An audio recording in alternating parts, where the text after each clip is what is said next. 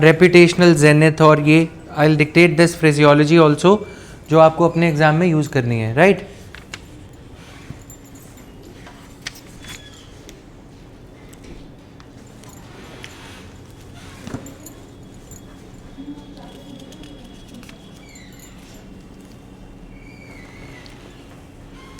A very good evening and welcome all of you to this session on public administration. So we are going to write the explanation to the stages of the evolution of public administration. कैसे pub ad evolve हुआ, right? So Woodrow Wilson का ऐसे से चीजें start हुई, but Nicholas Henry, the author we were talking about, the paradigms that I had dictated you the other day, उन्होंने क्या किया? निकोलस हेनरी ने 1887 से इवोल्यूशन को स्टार्ट नहीं किया, 1900 से किया, ठीक है? तो kind of discredit to the Woodrow Wilson's work. So many people are saying the genesis of public administration started from Woodrow Wilson's essay. But here comes another thinker or another writer, author who says that evolution start हुआ 1926 का पहला phase हमने जो लिखा था. If you go through that thing, right? So पहले phase से हम स्टार्ट करेंगे राइटिंग एंड ऑल. इसमें कुछ जार्गन्स हैं बुक में, निकोलस हेनरी की बुक में, that I will be dictating you, the online students. We have studied about locus and focus in the last class.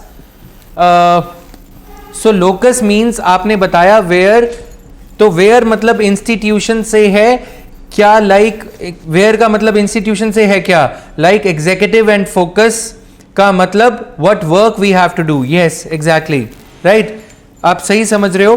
But अभी लोकस और focus के ऊपर हम एक इंपॉर्टेंट थिंकर को डील करने जा रहे हैं, गोलम्बीवस्की, ठीक है? तो नाम थोड़ा सा रशियन लगेगा बट लिख लो, ठीक? So shall I start with this locus and focus? पहले इसी को कवर कर देते हैं, आपका डाउट भी एले हो जाएगा. Robert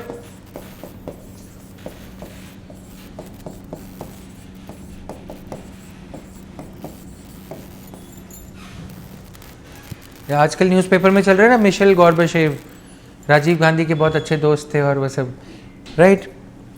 Robert Golembiewski is one of the scholars whose views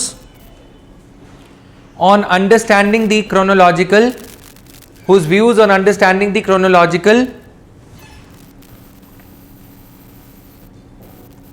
evolution of the discipline of PubAd in terms of whose views on the understanding of the chronological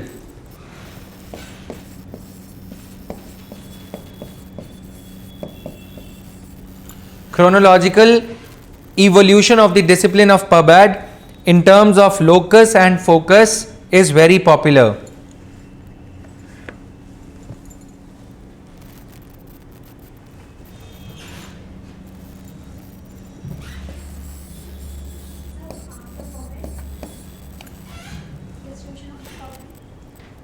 Is very popular.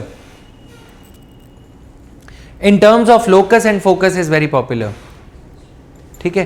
In terms of locus and focus is very popular. वो police वाली madam भी नहीं आई आज, ठीक है? Locus and focus is very popular. ठीक है? इसको कुछ इस तरह से लेफ्ट एंड राइट में locus and focus को लिख लो. Robert Golembiewski is one of the scholars whose views on understanding the chronological evolution of the discipline of PubAd in terms of locus and focus is very popular. अब question कैसे आएगा? एक तो जो generic, जैसे हम मेडिसिन की बात करते हैं ना, जेनेरिक मेडिसिन की जेनेरिक व्यू पॉइंट है सभी का, ऑथर्स का, किसी का, मतलब एक होता है ना जेनेरिक वर्जन, एक होता है ब्रांडेड वर्जन. निकोलस हेनरी ने इवोल्यूशन के बारे में अपने विचार दिए कि 1900 से लेकर 1970s तक सब्जेक्ट इवॉल्व हो रहा था. 1980s में फाइनल फेज आया, पब्लिक एडमिनिस्ट्रेशन एज गवर्नेंस, ठीक? दूसरी तरफ 1887 वाला जो जेनेरिक वर्जन है, तीसरी तरफ रॉबर्ट गोलम्बीवस्की का लोकस एंड फोकस का वर्जन है. लोकस एंड फोकस मतलब गोलम्बीवस्की ये कहते हैं कि सब्जेक्ट का लोकस और फोकस ही चेंज होता रह रहा था. मतलब समझ रहे हो? लोकस और फोकस को जब हम समझेंगे तो क्लियर हो जाएगा, अभी थोड़ी देर में. तो रॉबर्ट गोलंबीवस्की ने क्या यूज किया है? क्रोनोलॉजी नहीं यूज करी, क्रोनोलॉजी के साथ साथ ये बताया कि इस टाइम पबेड एज अ थियोरी का फोकस कहीं और था। पबेड एज पॉल साइंस हो गया, कभी पबेड को एज मैनेजमेंट कह के श्रग ऑफ कर दिया कि ये कोई सब्जेक्ट नहीं है। मतलब समझ में आया? कभी पबेड एज पबेड हो गया, राइट, कि पब्लिक एडमिनिस्ट्रेशन एज पबेड है। तो इन्होंने, रॉबर्ट गोलंबीवस्की ने लोकस और फोकस की क्रोनोलॉजी देके हमारा काम बढ़ाने का शुभ काम किया। लिखो अभी, ठीक। सो locus means locational sphere of the discipline. Locational sphere, क्या दायरा था डिसिप्लिन का? Locational sphere of discipline.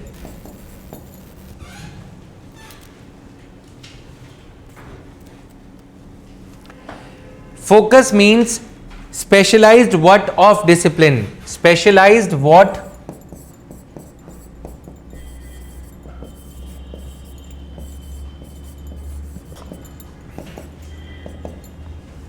Specialised what of discipline, कि क्यों हम इसको रिकॉग्नाइज करें। ठीक है, कि भाई ऐसा क्या कर देगा पबेड, कौन सी जादू की छड़ी है जो पॉल साइंस के साथ साथ पबेड को अगर रिकॉग्नाइज कर लेंगे तो ये होगा। समझ में आया? जैसे फैमिली में दो बच्चे हों, राइट, पॉल साइंस तो है ही, अब मम्मी पापा बोलते हैं कि पबेड को क्यों पैदा करें, क्या ऐसा काम हो जाएगा? मतलब समझ में आया? तो बात क्या है कि पबेड का रेलेवेंस क्या होगा, क्या ऐसा वो एग्जिस्टिंग सिनेरियो में कंट्रीब्यूट कर देगा। We already have a lot of political science theory, तो पबेड को नया जन्म देने की जरूरत क्या है ना, राइट। तो इसीलिए फोकस क्या है, अब अगर पबेड होगा तो उसका काम करने का दायरा क्या होगा, ये लोकस बता रहे हैं। ठीक है, यानी कि फोकस क्या हो गया, वर्टिकल डेप्थ, हॉरिजॉन्टल क्या हो गया, लोकस। ठीक है, फोकस हो गया वर्टिकली हम कितना डीप जा रहे हैं, हॉरिजॉन्टल क्या हो गया कि उसका दायरा क्या होगा, क्या वो गवर्नेंस पे आके खत्म होगा, पॉलिटिक्स पे आके शुरू होगा, पॉलिटिक्स से शुरू हो रहा है, गवर्नेंस पे खत्म हो रहा है। समझ में आया? ज्यूरिसडिक्शन क्या होगी, locus, L for locus, L for location. Clear? समझ में आया? सेकेंड पॉइंट, अब इसमें यहां पे लिखना specialised word of the discipline के साथ what contribution it is going to make, यहां पे ही लिख लो, इसी पॉइंट के साथ में ही है, what contribution is it going to make, what contribution is it going to make.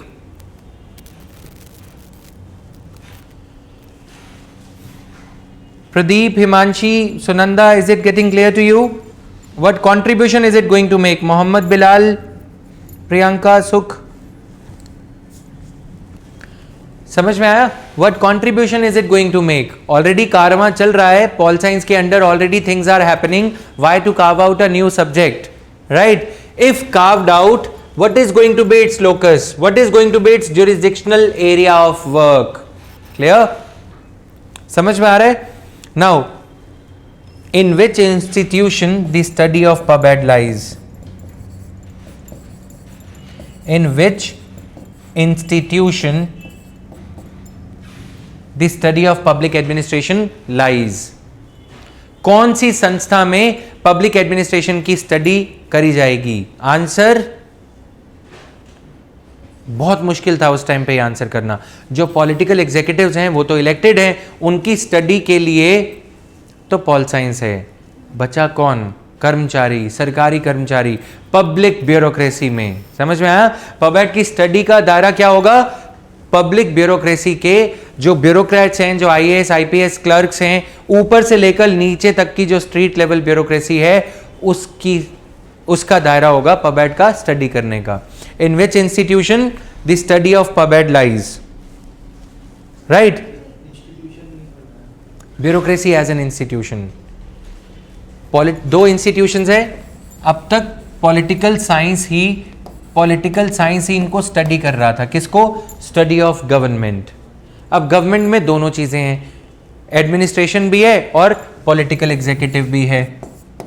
Political executive यानी कि इलेक्टेड पॉलिटिशियन, ठीक। दूसरा ब्यूरोक्रेसी भी है, गवर्नमेंट एम्प्लॉइज। तो बोला गया कि ये जो चीज है ये इसको स्टडी करेगा. In which institution the study of public administration lies? Bureaucracy. Bureaucracy को मोटिवेट कैसे करना है, ब्यूरोक्रेसी को न्यूट्रल कैसे रखना है कि पॉलिटिशियन के दबाव में वो दब नहीं जाए. राइट. तो कहां पे ये पबएड एज अ सब्जेक्ट बना दिया, लेकिन उसकी स्टडी कहां पे होगी, किसकी स्टडी करेगा वो? पॉलिटिकल साइंस की, पॉलिटिकल एग्जीक्यूटिव की. वो तो ऑलरेडी हो रही है. बोले आंसर दिया कि ब्यूरोक्रेसी की स्टडी करेगा.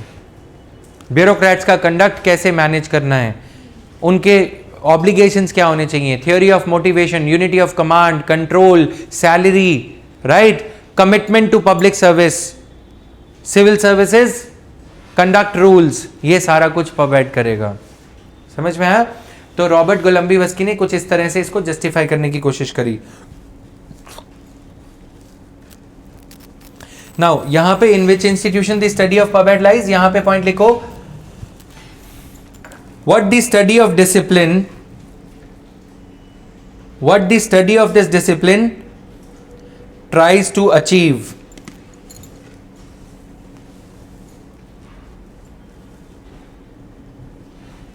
What the study of discipline tries to achieve.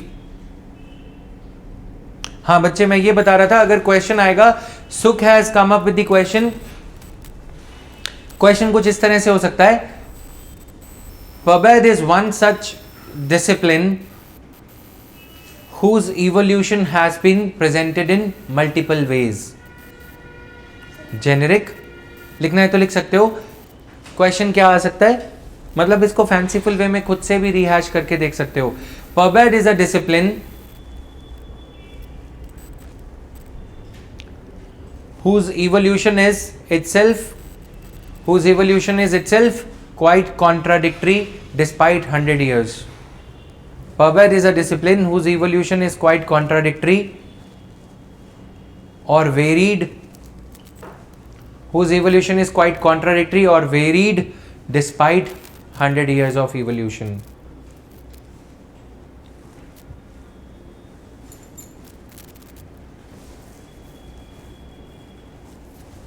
Whose evolution is itself contradictory or varied despite 100 years of its evolution.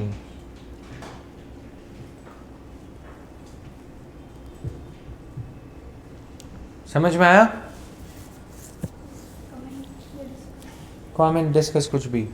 ठीक है. तो अब अगर इस पे लिखा है तो हम क्या लिखेंगे? जेनेरिक व्यू पॉइंट कि हाँ पबएड का इवोल्यूशन 1887 से स्टार्ट हुआ, 1970 पे खत्म हुआ. दूसरा, निकोलस हेनरी के प्रिंसिपल्स 1900 से स्टार्ट हुआ, 1980 में खत्म हुआ. तीसरा, रॉबर्ट गोलंबीवस्की. समझ में आया? सुख, इज इट क्लियर नाउ? या जो पेपर में अगर क्वेश्चन आता है तो जेनेरिक वाले लिखने हैं, ठीक है, लेकिन उसके साथ में आपको ये भी बताना होगा सुख कि आपने निकोलस हेनरी भी आपके टीचर ने पढ़ाया है और आपने बहुत अच्छी फीस दी थी. बताओगे ना दोनों चीजें उसमें? मतलब समझ रहे हो कि निकोलस हेनरी पढ़ के आए हो. वी हैव टू साइट दी तीनों के पॉइंट्स में, ऐसा नहीं तीनों के पॉइंट्स इस फॉर्म में तो ऐसे लिखेंगे जब क्वेश्चन इस तरह का हो. ठीक है. जब हम सिंपल ये पूछा जा रहा है कि trace the evolution of the subject, तो आप जेनेरिक वाले लिखोगे. ठीक है. Alongside Nicholas Henry line लिख दोगे उसी पैराडाइम में, आगे मैं बताऊंगा उसी स्टेज 1 में कि Nicholas Henry has called this stage as paradigm 1. ठीक है. और अगर कहीं पे डिफर हो रहा है, Nicholas Henry has taken the stage 1 to be starting from 1900 instead of 1887. बस इतना ही. ठीक है.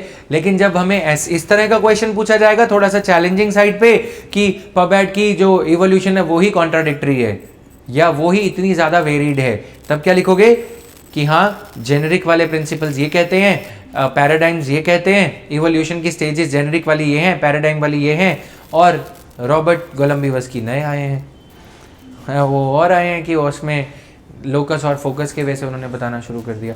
रॉबर्ट डी गोलंबीवस्की कहते हैं कि ओवर दीज ईयर्स 1887 से 1970 लोकस और फोकस पे लड़ाई हो रही थी. कभी कह रहे थे कि नहीं इसका फोकस ये होना चाहिए, कभी कह रहे थे कि इसका दायरा बस यहीं तक है, इतना छोटा है, इतना बड़ा नहीं है. समझ में आया? वहीं पे विवाद, डिस्प्यूट चल रहा था. राइट. 10 मार्क्स में इतना सारा लिखें बच्चे, वो इतना सारा नहीं लिखना होगा, वो अपने आप धीरे धीरे कम होता जाएगा। अभी तो 10 ही क्लासेस हुई हैं, जब आगे क्लासेस हो जाएंगी तो 10 मार्क्स में इतना सारा कम लगेगा। और brevity as we call it, the art of expressing yourself in lesser number of words possible, वो धीरे धीरे आने लग जाएगा। समझ में आया? ठीक है। Now what the study of discipline tries to और स्ट्राइव्स टू अचीव, इस स्टडी से मिल क्या जाएगा? जैसे तुम यूपीएससी की पढ़ाई कर रहे होते हो, टीचर बोलता है फोकस से करो, तो तुम बोलते हो मिल क्या जाएगा, पूछते हो ना एक पब के या जनरल वे से। तो फोकस से क्या है कि इतना फोकस, इतनी एनर्जी क्यों लगा रहे हैं? उस टाइम पे ऐसे क्वेश्चन उठे कि हम क्यों पढ़े pub ad? After all they are going to work under the political executive for whom political science as a subject is already there. तो what special it tries to achieve, क्या नया मिल जाएगा इसको स्टडी करने से, राइट? तो बोले कि गवर्नमेंट ब्यूरोक्रेसी एक ऐसी ब्यूरोक्रेसी है, एक ऐसा इंस्टीट्यूशन है जो अगर आ भी जाए ना, कितने ही बड़े कोई चौकीदार आ जाएं, झाड़ू लगवा देगी लेकिन फिर भी सफाई नहीं होगी। मतलब समझ में आया? समझ में आया? They can derail any well intentioned reform in refined words, है ना? कितना भी बड़ा रिफॉर्म लेके आ जाओ, पबेड की स्टडी की जरूरत क्यों है? क्योंकि अगर ब्यूरोक्रेसी ने ठान लिया ना कि आपके रिफॉर्म को डीरेल करना है। एग्जाम्पल समझना, आरटीआई अमेंडमेंट एक्ट लाया गया, उसमें यह कहा गया कि पॉलिटिकल एग्जीक्यूटिव यानी कि all the public servants including civil servants, public servants होते हैं नेता लोग, ठीक है, उसमें सिविल सर्वेंट्स इंक्लूडेड होते हैं। All the public servants have to disclose their asset details. Amendment किसने फ्रेम किया? ब्यूरोक्रेसी ने। कहा किसने था? उस टाइम जनता का, डेमोक्रेसी का प्रेशर चल रहा था लोगों के ऊपर, मतलब नेता के ऊपर प्रेशर था। 2G स्कैम हो गया, फिर कॉमनवेल्थ हो गया, फिर कोलगेट स्कैम हो गया। तो ऐसे टाइम पे क्या होता है, पॉलिटिकल एग्जीक्यूटिव प्रेशर में आ जाता है। कौन प्रेशर में आया? मनमोहन सिंह सर, है ना? सरकार प्रेशर में थी, तो आए दिन कुछ ना कुछ स्कैम खुल रहे थे। तो उस टाइम पे क्या टर्म आया? Policy paralysis.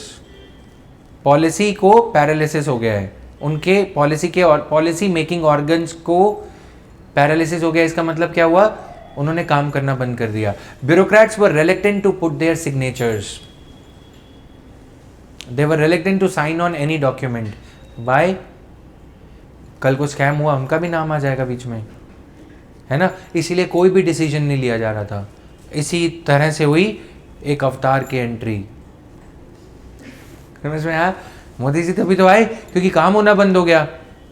अब अगर काम होना बंद हो गया, इतना वेल इंटेंशनड रिफॉर्म था क्या? National food security act. अब ब्यूरोक्रेट्स को लगता था कि अगर हम नेशनल फूड सिक्योरिटी एक्ट पे साइन कर देंगे, कल को कोई सीबीआई आके बोलेगी कि तुमने गला सड़ा अनाज जो है, रोटन ग्रेन्स जो हैं, वो गरीबों में बांट दिए, है ना, या कुछ पैसे खाए या कुछ भी। तो इसीलिए वो रिफॉर्म टाइम पे इम्प्लीमेंट नहीं हो पाया। तो हुआ क्या? अगर वो रिफॉर्म टाइम पे इम्प्लीमेंट हो जाता, national food security act time पे ले आती अगर सरकार, कुछ इस तरह से कि मई 2014 तक सबको राशन कार्ड मिल गया होता, राशन मिलना शुरू हो गया होता, तो यूपीए यानी कांग्रेस दोबारा जीत जाती। Despite the push from the prime minister Sonia Gandhi, everyone, national food security act took so much of time in its passage, in finer details, क्योंकि bureaucracy was under fear of being knocked at by CBI or anybody else, है ना? तो काम नहीं करेंगे। अब देखते हो ना, प्राइम मिनिस्टर जब पहले टर्म में आए थे काफ़ी जोश में रहते थे। चलो वो तो पहली बार पीएम बने थे, जोश होता ही है, नोटबंदी और ये सब भी कर दिया। लेकिन कुछ ऐसे सर्कुलर्स आते थे जैसे कि एक छोटा सा गुजरात चला रहे हो।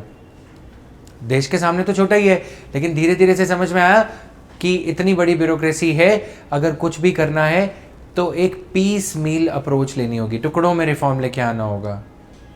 डेमोक्रेसी में रिफॉर्म क्यों आता है टुकड़ों में? क्योंकि ब्यूरोक्रेसी उसको एक्सेप्ट नहीं करती।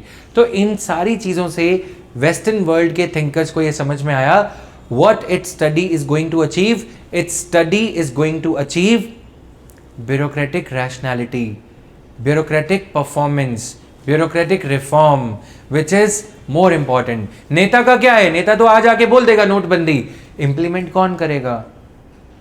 इंदिरा गांधी ने बोल दिया गरीबी हटाओ, ब्यूरोक्रेसी ने गरीब हटाना शुरू कर दिए।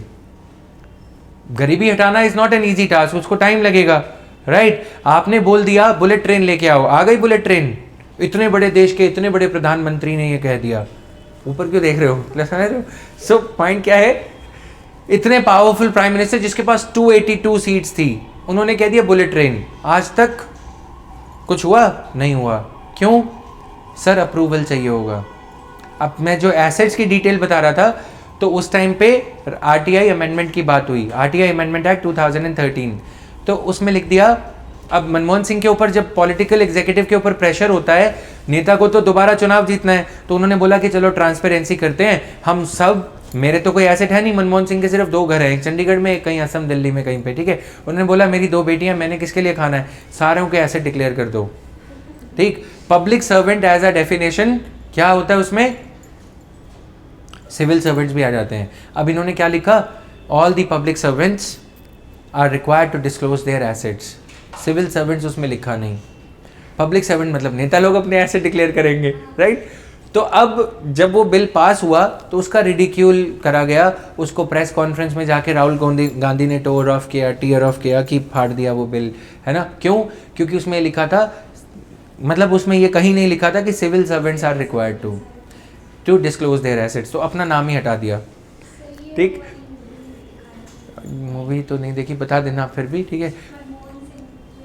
अच्छा उसमें ठीक है, तो पॉइंट क्या है, अब क्या हुआ, वो इतना अच्छा रिफॉर्म था, fast forward to 2019, RTI amendment act 2019 आया, उसमें भी कुछ उलट पुलट कर दिया कि हम अपने एसेट डिक्लेयर नहीं करेंगे। तो आज तक सिचुएशन ये है कि they are not required to declare their assets, if they are required to, still they are not uploading their details of their assets. कितना भी डंडा मार लो नहीं करेंगे, सारे के सारे ही बैकआउट कर जाएंगे, ट्रांसफर ले लेंगे, इधर उधर हो जाएंगे। तो इसीलिए फोकस की जरूरत थी, इसको as a separate entity bureaucracy को रिकॉग्नाइज करना ही पड़ेगा। चलें आगे, तो 2 पॉइंट लिख लिए, थर्ड पॉइंट लिखो फोकस के अंडर,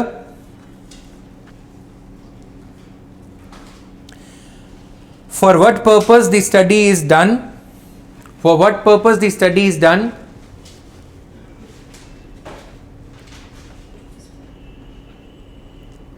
और at what is it aimed. Focus के अंदर लिखना है, for what purpose the study is done,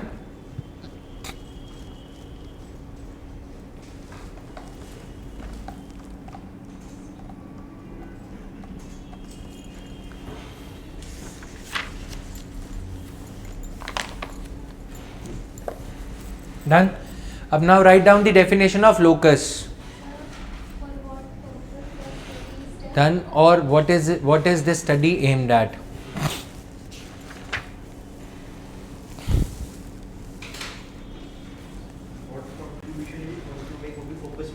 हाँ वो भी फोकस, इसका रेपिटेशन नहीं है थर्ड पॉइंट जो मैंने लिखवाया, for better clarity.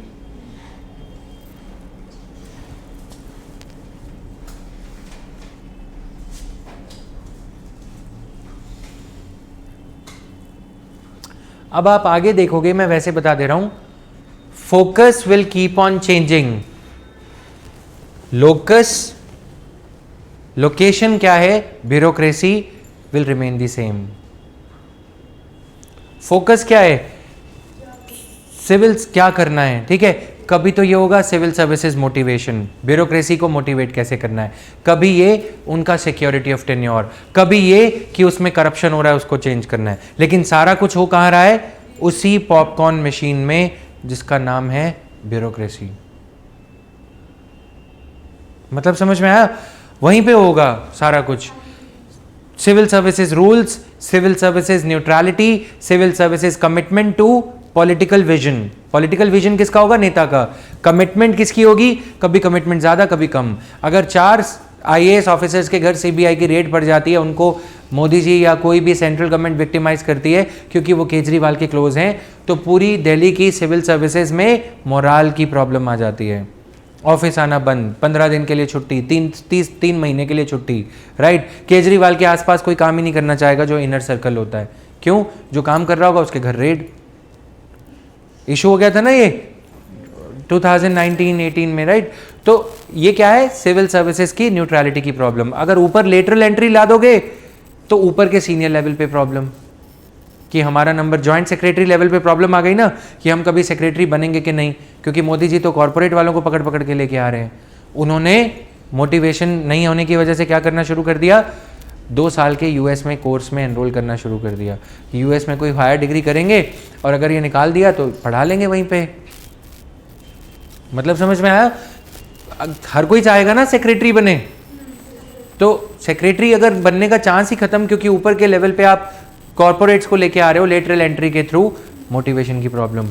Focus change होता रहेगा।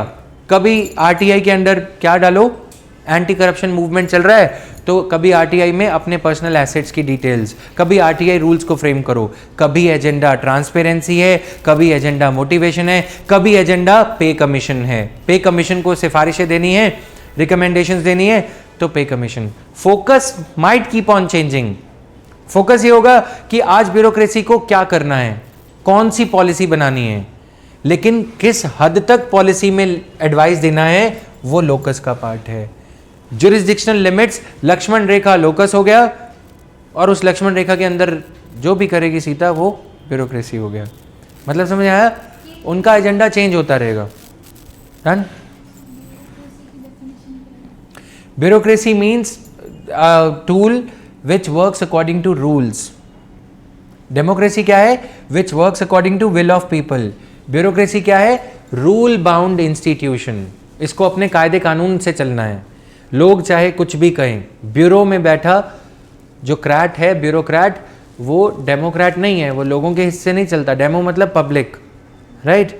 क्रेसी मतलब रूल, ब्यूरो मतलब रूल ओरिएंटेड पर्सन, क्रेसी मतलब रूल ओरिएंटेड रूल। समझ में आया? नीचे अगर पुलिस की बात करें, कांस्टेबल से लेकर ऊपर डीजीपी तक, कमिश्नर तक पुलिस ब्यूरोक्रेसी है। अगर आईएएस में बात करें, सेक्रेटरी से लेकर सिविल एडमिनिस्ट्रेशन में अगर बात करें, पुलिस भी सिविल में ही आता है वैसे तो। अगर हम गवर्नमेंट एम्प्लॉयज़ की बात करें तो सीनियर मोस्ट से लेकर क्लर्क तक, पियोन तक ब्यूरोक्रेसी है। अब ब्यूरोक्रेसी का एग्जाम्पल देखो, अगर मुझे कुछ अच्छे से करना है, क्लास टाइम से स्टार्ट करनी है, I am dependent on that office boy. अगर उसने कैमरा टाइम लाइट से स्टार्ट नहीं करी, स्ट्रीम की गलत डाल दी, तो मैं यहाँ का चौकीदार होने की हैसियत से भी कुछ नहीं कर पाऊँगा। कर लूँगा कुछ, 15 मिनट 10 मिनट क्लास लेट हो जाएगी। अगर वो कोऑपरेट नहीं करें, अब मैं क्या करूँगा? निकाल दिया, एक को निकाल दिया, 2 दिन 4 दिन लोग सेट होंगे, 5वें दिन फिर प्रॉब्लम, कितनों को निकाल लोगे, है ना? So the friend that I have their, तो क्या हुआ कि यहाँ की एक जस्ट एक एग्जाम्पल, स्कूटी, एक लड़का था, वो अंडर 18 होगा या 18 था, अंडर 18 तो कोई नहीं है वैसे, वो 18 ईयर्स का था, वो स्कूटी लेके आ रहा था एंड उसको रात को 10-11 बजे वो घर से इधर आ रहा था, राइट, कि यहाँ पे स्टे करेगा रात को सेफ्टी के लिए। तो पुलिस वालों ने क्या किया, उसकी स्कूटी इम्पाउंड कर लिया, जो भी कर लिया। अब इम्पाउंड करना गलत नहीं था, लेकिन जब हम उसको छुड़ाने जाते थे तो उसने बोला कि अपना लाइसेंस दिखा दोगे तो मैं जाने दूंगा। लाइसेंस था, अब वो जब भी दिखाने जाता था, कल आना, परसों आना, तरसों आना, right. So I called up my friend over there, जो भी है वो, ठीक है। तो अब उसने बोला अबे यार कितनों को सस्पेंड करें, आधी फोर्स तो ऐसे ही वो हो जाएगी, तो वो ये डिले क्यों करते हैं, ये पैसा खाना है। ऊपर बैठा ऑफिसर कितना भी ईमानदार क्यों ना हो, प्राइम मिनिस्टर भी बोलते हैं ना मैं चौकीदार हूँ, कुछ हो गया नहीं होगा, ज़्यादा नहीं हो पाएगा, थोड़ा बहुत हो जाएगा, राइट। तो क्यों, क्योंकि नीचे का कल्चर कैसा है। तो पॉलिटिकल कल्चर पॉलिटिकल साइंस का सिर दर्द है। फोकस हमारा क्या है, ब्यूरोक्रेटिक कल्चर। कभी कल्चर में चेंज लाना है, परफॉर्मिंग कल्चर लेके आना है। अभी तो हम एंटी करप्शन कल्चर को इंस्टॉल करने में लगे हुए हैं। एंटी करप्शन के बाद परफॉर्मिंग कल्चर, मैं करप्ट नहीं हूं लेकिन मैं परफॉर्म नहीं करता, ये भी एक तरह की करप्शन है, राइट।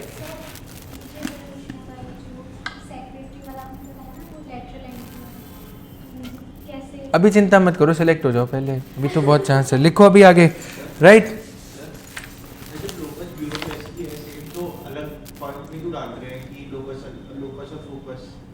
क्या बोला पहले बताओ।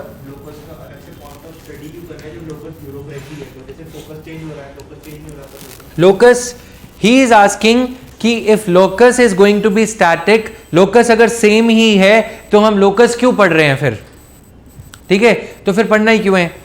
लेकिन पहले दौर में जब हमने अभी तक इतना पढ़ चुके हैं, कि बार बार ये बोल रहे थे कि bureaucrats also participate in policy making, bureaucrats also they do not participate, कभी कहा कि दे डू पार्टिसिपेट, यानी कि ये भी तो चेंज हो रहा था ना इनिशियल स्टेजेस में, है ना। लेकिन अब क्या है, अब सिनेरियो ये है कि फोकस कीप्स ऑन चेंजिंग। अभी तो फोकस ज्यादा चेंज होता है, लोकस इज मोर और लेस स्टैटिक, लेकिन फिर भी इसको समझने के लिए ब्यूरोक्रेसी को जब कार्व आउट कर रहे थे, जब इवॉल्व हो रहा था, तब ये समझना जरूरी था, right. Yes, scope of public administration से रिलेट कर सकते हैं, हर्षला, वेरी नाइस। फोकस को we can relate with scope also. Now write down the definition of locus. Locus is defined as the institutional where,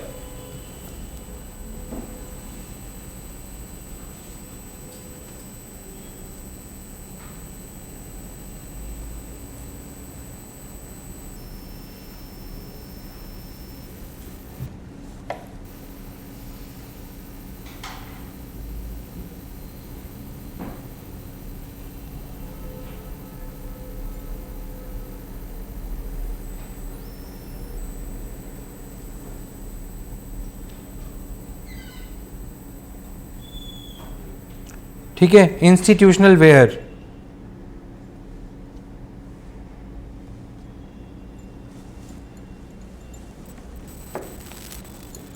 locus is defined as institutional where, where को inverted commas में कर लो, institutional where of the discipline, that is where और in which institutions, where और in which institutions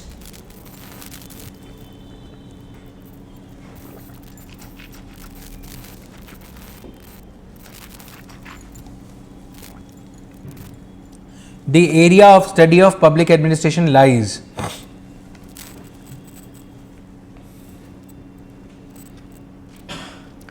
Where or in which institutions, comma, the area of study of public administration lies in a particular paradigm. In a particular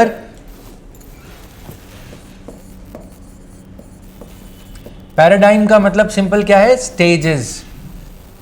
paradigm मतलब stages हैं evolution की, पबैड की, किस paradigm में, किस stage में पबैड का वेयर कहां पे था, ठीक है, locus, full stop. In other words locus is the locational sphere of the, in other words locus is the locational sphere of the study of pubad. In other words, locus is the locational sphere of the study of the discipline.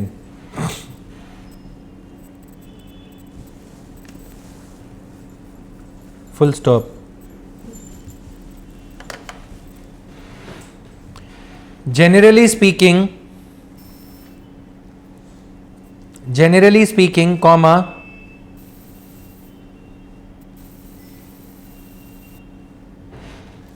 generally speaking,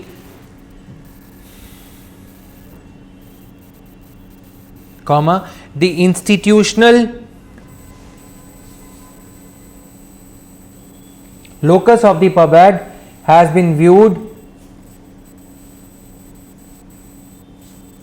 the institutional locus of the public administration has been viewed in the executive arm of the government.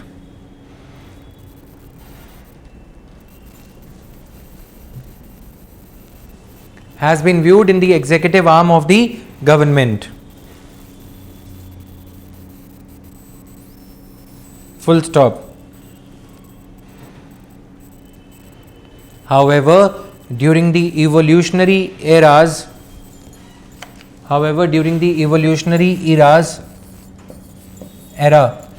ठीक है, however during the evolutionary eras, comma, this locus, however during the evolutionary eras, comma, this locus has been shifting and blurring.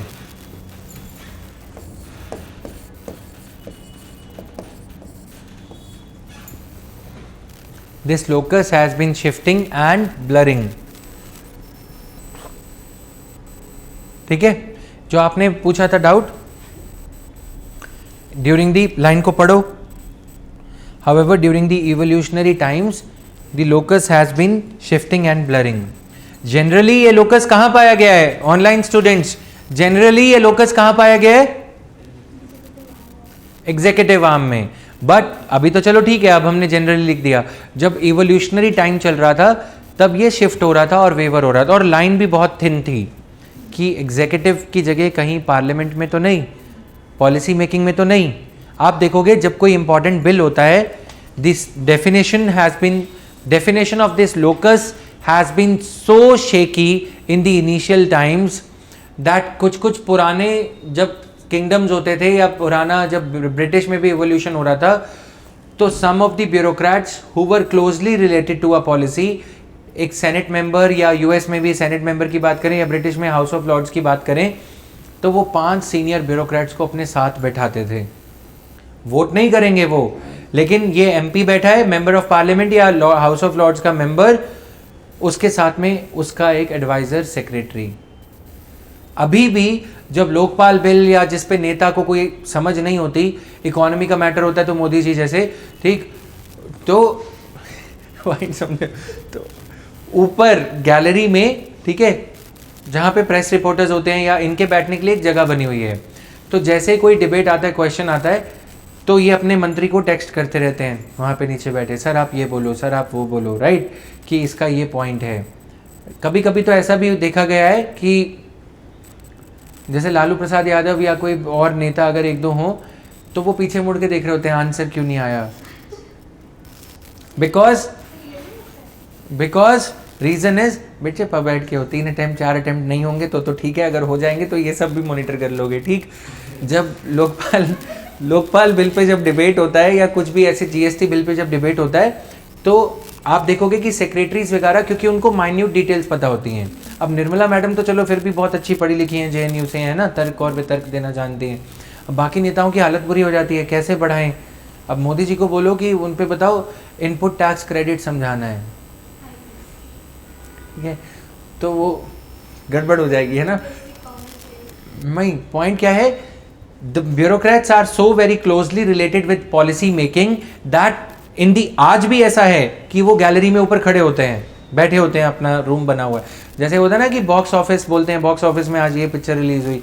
Box office का मतलब क्या होता है, ऊपर एक room होता है जहाँ पे स्पेशल डायरेक्टर्स या जो, जब आप IAS IPS भी बन जाओगे तो आप उस क्राउड के साथ मूवी नहीं देखोगे, PVR हो या कोई हो. ऊपर 4-5 कमरे बने होते हैं, वहाँ पे आपके लिए सब कुछ फ्री में आता रहेगा. अभी ड्रीम्स में नहीं जाना, ठीक. तो वैसे ही ऊपर लोकसभा राज्यसभा में लाइव टेलीकास्ट चल रहा है, इनके लिए रूम्स बने होते हैं, ठीक. तो ये अपना सर पकड़ रहे होते कई बार, अबे क्या बोल गया, इसको समझाया था 10 बार, राइट. तो फिर भी कि इसको समझा के भेजा था. जैसे वो नायक मूवी में देखते हो ना, वो पॉपकॉर्न खा रहा होता है एक मिनिस्टर, रेवेन्यू आज का सरकार का रेवेन्यू कितना है, वो बोलता है अपना या सरकार का, तो वो बोलता है अमरीश पुरी सरकार का, वो तो नहीं मालूम, राइट. तो same is the condition of when it comes to the peculiar facts of any policy, same is the condition of the politicians, right. So that is why पहले ये लाइन बहुत ज्यादा ब्लर थी, अब तो सेटल्ड हो गई कि तुम ऊपर ही बैठोगे, पहले ये साथ जाके बैठते थे, राइट. आज भी आप देखोगे एडवोकेट जनरल वगैरह जो हम बोलते हैं कि साथ जाके बैठ सकते हैं, वो तो सिर्फ लीगल मैटर्स की बात कर रहे हैं ना, लेकिन पहले ब्यूरोक्रेट्स भी साथ में रहते थे, इंडिया में नहीं, पहले वाले कल्चर में, right. Now next paragraph, on the other hand focus is defined as specialised what. Next paragraph, on the other hand focus is defined as specialized what.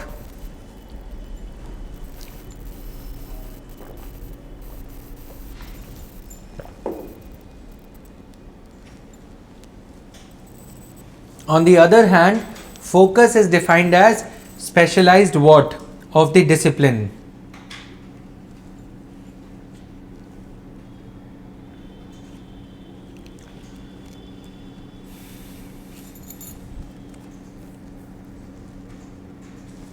Focus is defined as specialized what of the discipline, that is what special contribution does the discipline offer.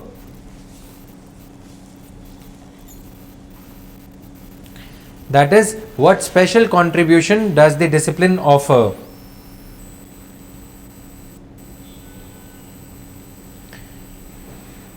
full stop. In other words, you have to be fast. In other words, comma, it describes what is the aim behind the study of discipline. In other words, comma, it defines what is the aim behind the study of the discipline.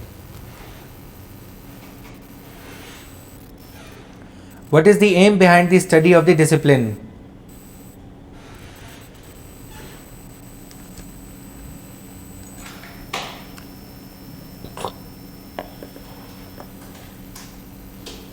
Or what does the study want to achieve? Or what does the study want to achieve?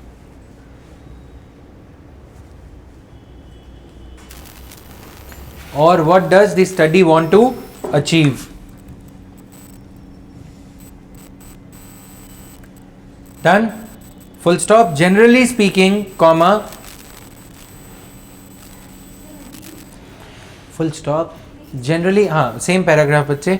Generally speaking, comma,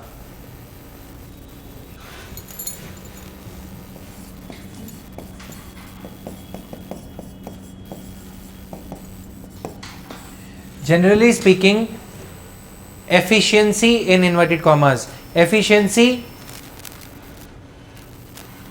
generally speaking, efficiency in administration, in administrative functioning, efficiency in administrative functioning has been the focus of public administration.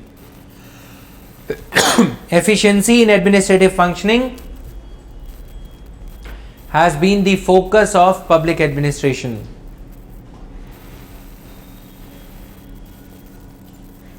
That is how best to execute the governmental decisions with maximum efficiency.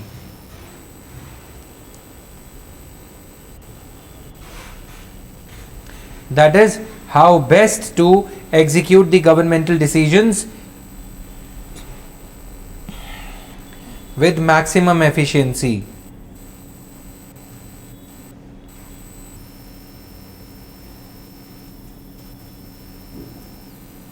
Done? Full stop. However, comma, like locus, again comma, however, comma, like locus, comma, the focus of the discipline has also been shifting. The focus of the discipline has also been shifting.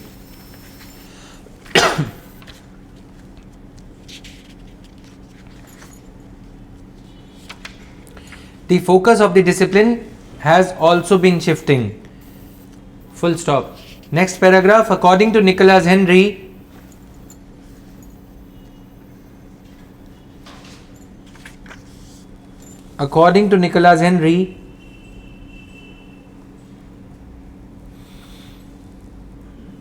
every time one of these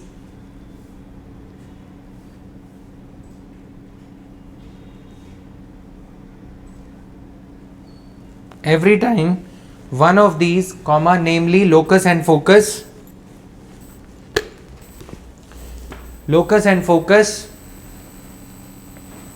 were sharply defined,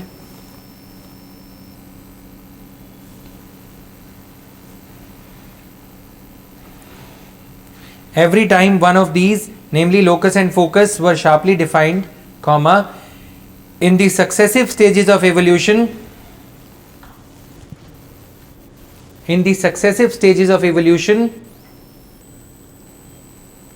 comma, the other one was relatively ignored.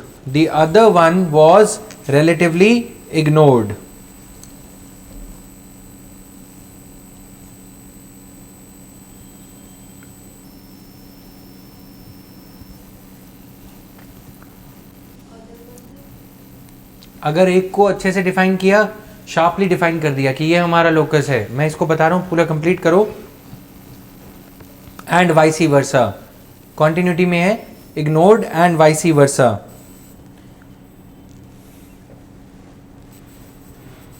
till the fine balance was achieved in the last stages.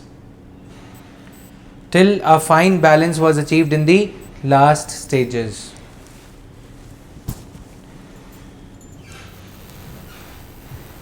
समझ में आया?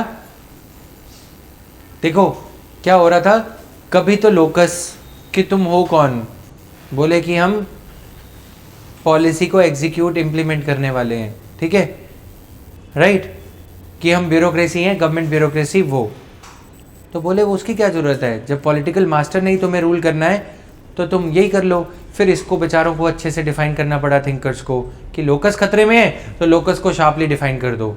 अब जब locus को sharply define करा तो focus का अस्तित्व खत्म हो गया। मतलब समझ रहे हो, जब तुम कौन हो ये बताने में ये बता दो मैं उनका बेटा हूं, ये सब हूं, वो सब हूं, ये सब करूंगा, ये करता हूं, ठीक है, इंट्रोडक्शन इतनी लंबी चौड़ी दे दो, फिर पूछो करते क्या हो, फिर उसको कैसे डिफाइन करोगे? बोले कि हम ये करते हैं, बोले वो तो तुमने बोला कि तुम ये हो, करते क्या हो? मतलब समझ में आया? तो बोले कि हम इंजीनियर हैं, नाम क्या है?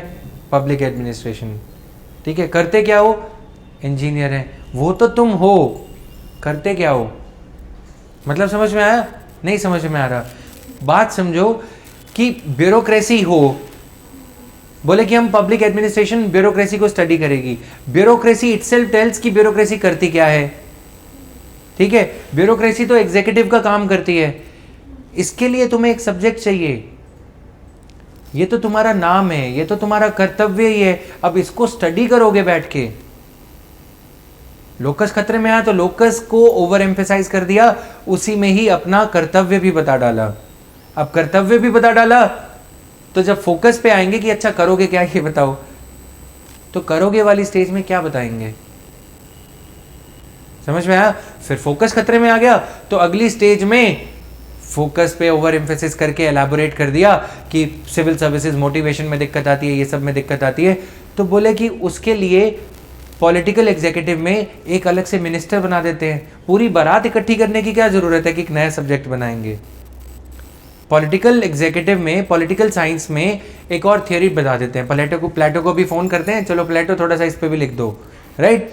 मतलब समझ में आ रहा है? जॉन स्टुअर्ट मिल को बोलेंगे कि तुमने ये सारा कुछ डील किया कि पॉलिटिक्स ऐसा करेगा तो जनता पे ही असर पड़ेगा, तुम अपनी जनता को भूल गए, तो जॉन स्टुअर्ट मिल को थोड़ा सा बोल देते हैं इन पे भी लिख डालो एक चैप्टर, तो तुम्हारी अस्तित्व खत्म हो जाएगा।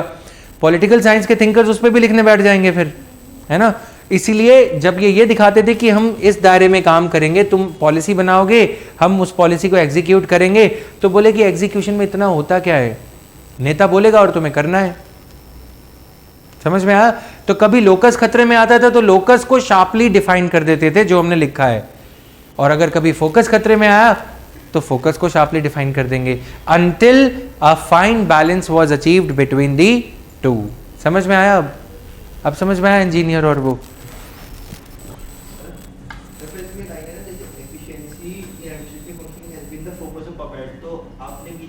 हाँ, बीच में अभी बोला मैंने, हाँ, पब्लिक वेलफेयर वो पॉलिसी वाली साइड पे आ गया, लोकस वाली साइड पे। देखो लोकस वाली साइड, इनका क्वेश्चन बहुत रेलेवेंट है। इन्होंने बोला कि मैंने एक स्टेज पे बोला कि implementing the public policy with efficiency, और efficiency in government administration has always been the, has generally been the focus of public administration, ठीक है। बट फिर मैंने बीच में ये बोला कि पब्लिक वेलफेयर को ध्यान में लेते हुए efficient policy implementation is also the objective. तो अब ये कह रहे हैं कि फिर वेलफेयर वाला कहां पे आएगा? वो फोकस में आएगा? जी नहीं। अगर वो फोकस में आएगा तो फोकस ही डिस्टॉर्ट हो जाएगा। पॉलिटिशियन के फोकस के डिस्टॉर्ट होने के पीछे कारण क्या है? वो वेलफेयर को सोचने बैठ जाता है। समझ में आया? अगर वो वेलफेयर सोचने बैठ जाएगा तो वो वेलफेयर कर ही नहीं पाएगा। वेलफेयर के लिए क्या चाहिए? लॉन्ग टर्म में, मीडियम टर्म में ही क्या चाहिए? टैक्स। अगर टैक्स लगाने बैठ गए वो अपने आप में वेलफेयर है। टैक्स मत लगाओ, वेलफेयर हो गई ना। मैंने इन पे टैक्स नहीं लगाया, ये बोलेंगे ये वेलफेयरिस्टिक प्राइम मिनिस्टर है, लोगों की वेलफेयर सोच रहा है, मेरे पास पैसे ज़्यादा बच गए। समझ में आया? फीस कम चार्ज करनी शुरू कर दी, वेलफेयरिस्टिक टीचर है, कितने दिन चला लेंगे उसको? नहीं चला पाएंगे ना। इसीलिए कहीं भी जाओगे एडमिनिस्ट्रेशन अलग होता है, पॉलिसी मेकिंग अलग। पॉलिसी मेकर यदि एडमिनिस्ट्रेशन में घुस गया दिक्कत हो जाएगी, क्योंकि पॉलिसी मेकर क्या होगा, पॉलिटिशियन क्या होगा, वेलफेयर ओरिएंटेड, क्योंकि उसको तो वोट जीतना है। वो ये सोचेगा उसके पास 2 लोग जाएंगे, वो 2x8 पहले कर लेगा, 2x4 पहले कर लेगा। कैसे?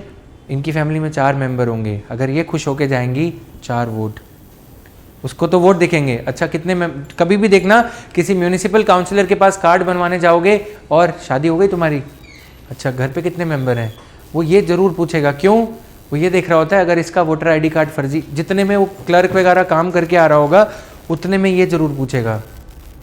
ठीक है, वो कितनी एज में है, क्या करते हैं, वो ये नहीं पूछ रहा होता कि क्या करते हैं, IAS कर रहे हैं कि नहीं, वो ये पूछ रहा होता है 18 साल से ऊपर हैं। अगर तुम बोलोगे हाँ अभी जस्ट ही हुए हैं तो पूछेगा उनका भी वोटर आईडी कार्ड बनाना है, वो सीधा पूछ लेगा उनका भी कोई काम हो तो बता देना। They are always on the vote counting स्प्री।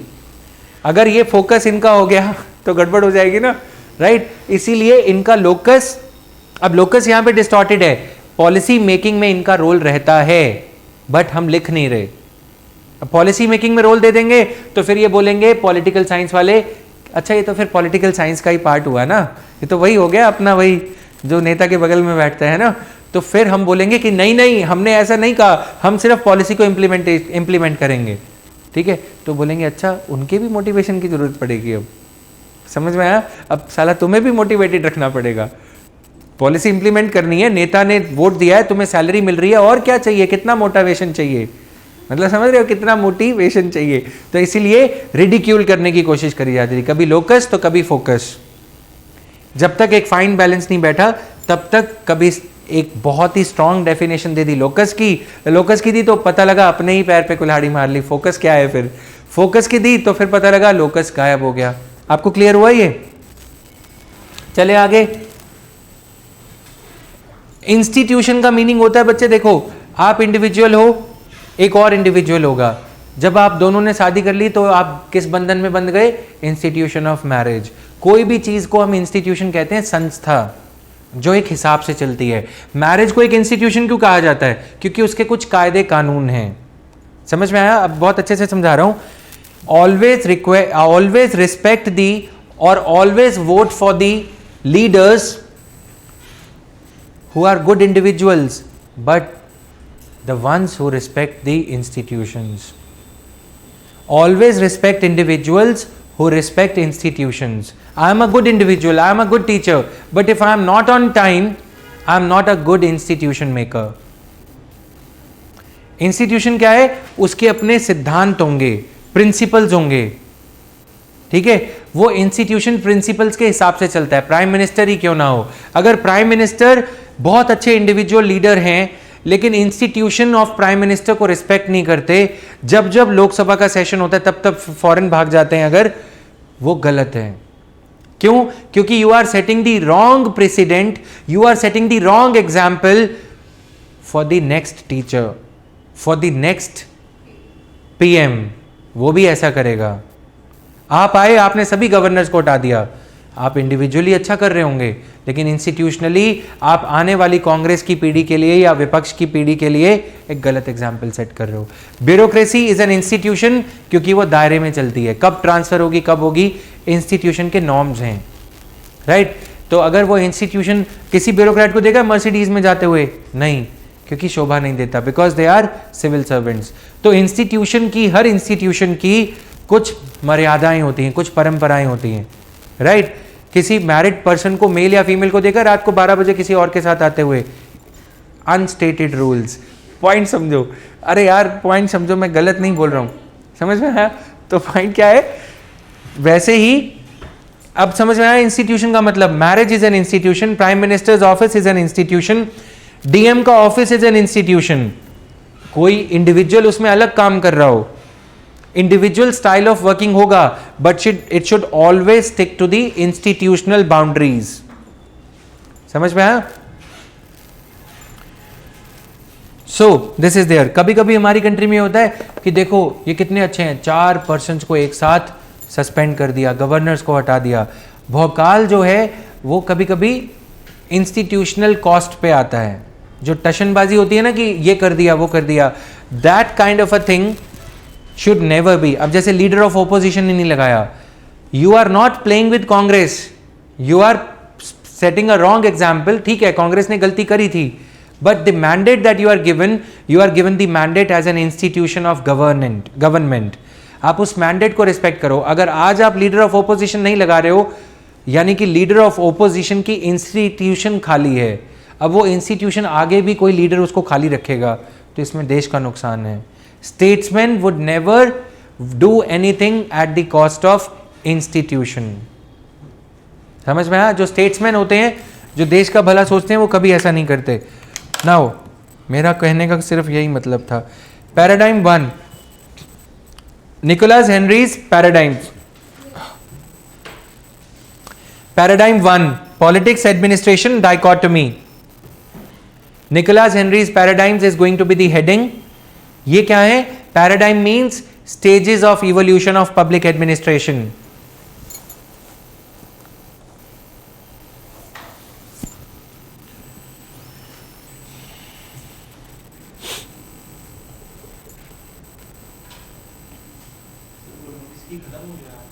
गुलाम्बी बस के आगे फिर आएगा। अभी तो हमने उनका लोकस और फोकस का आइडिया बस मेंशन किया है। We have just mention the idea. Online student Sukh and others हाजिरी लगाओ फटाफट से। कौन कौन है? हिमांशी, सुख, हर्षला, सुनंदा, तुम लोग जाग रहे हो या सो गए हो? प्रदीप, बिलाल, फटाफट से हाजिरी लगाओ प्रेजेंट करके। पी लिख दो फटाफट से, पीने मत बैठ जाना चाहे, फटाफट से पी लिखो। लेकिन तुम हंसो मत, ऑनलाइन में ऐसा होता है कि हाँ नींद आ जाती है, पता नहीं लगता।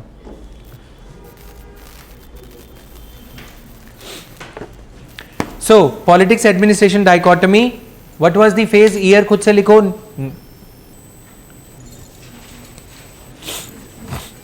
19 वेट, पीछे पेज देखने पड़े तो डूब मरो। 1900 to 1926। निकोलस हेनरी के जो फेजेस हैं वो कहां से शुरू होते हैं? 1900 ईयर से शुरू होते हैं। बाकी के फेजेस कहां से शुरू होते हैं? 1887 से स्टार्ट होते हैं, राइट? लिखो, this was the period when an initial justification was being forwarded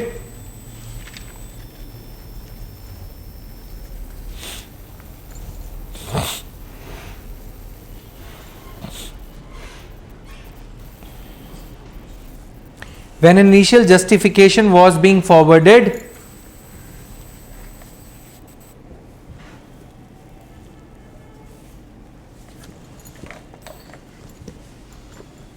for recognizing PUBAD as a separate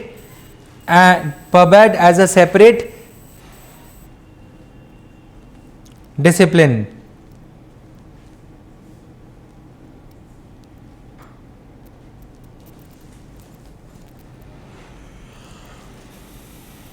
PUBAD as a separate discipline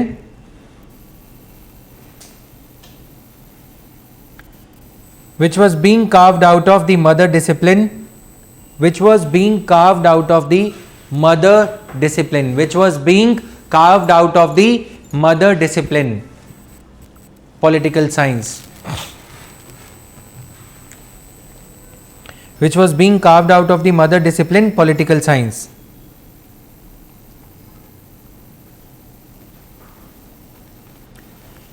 The very natural and vital question was about the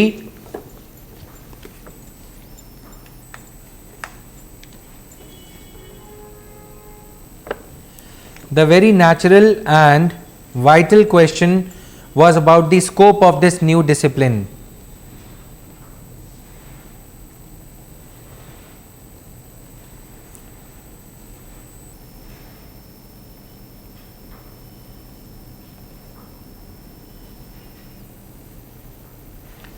That is what it will study. That is what it will study.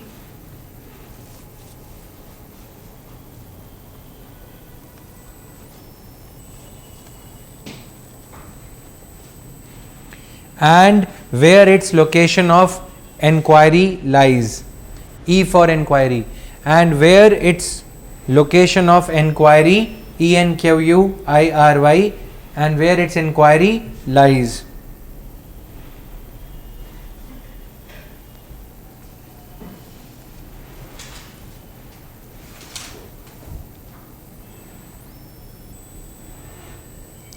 And where its inquiry lies.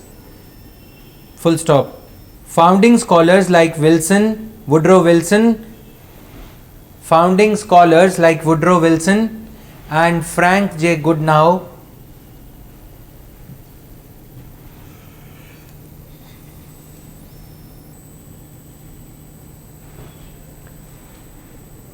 defined and recommended this locus in the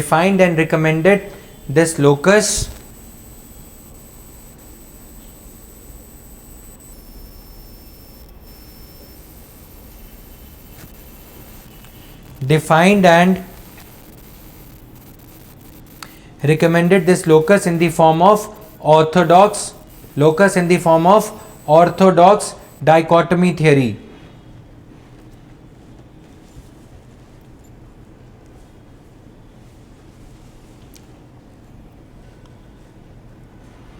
Full stop. This theory gave public administration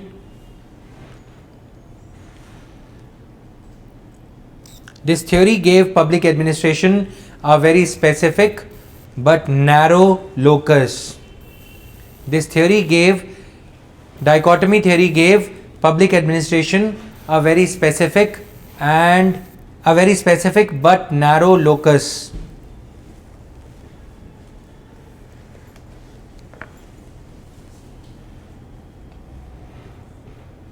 Namely, dealing with the running of the constitution. That is, dealing with the running of the constitution rather than framing one. Rather than framing the one, that is, dealing with the running of the constitution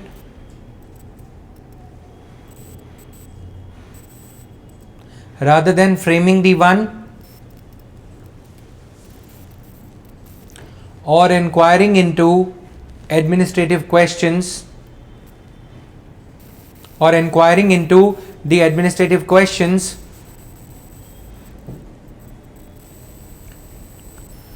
than the political questions.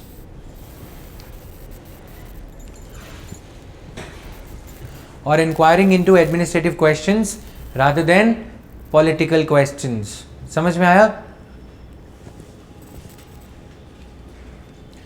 में आया आपको कृतिका? ठीक है, देखो political questions क्या होते हैं, policy क्या करें, पॉलिसी में क्या करें, रेलवे का फेयर इंक्रीज करना है या नहीं.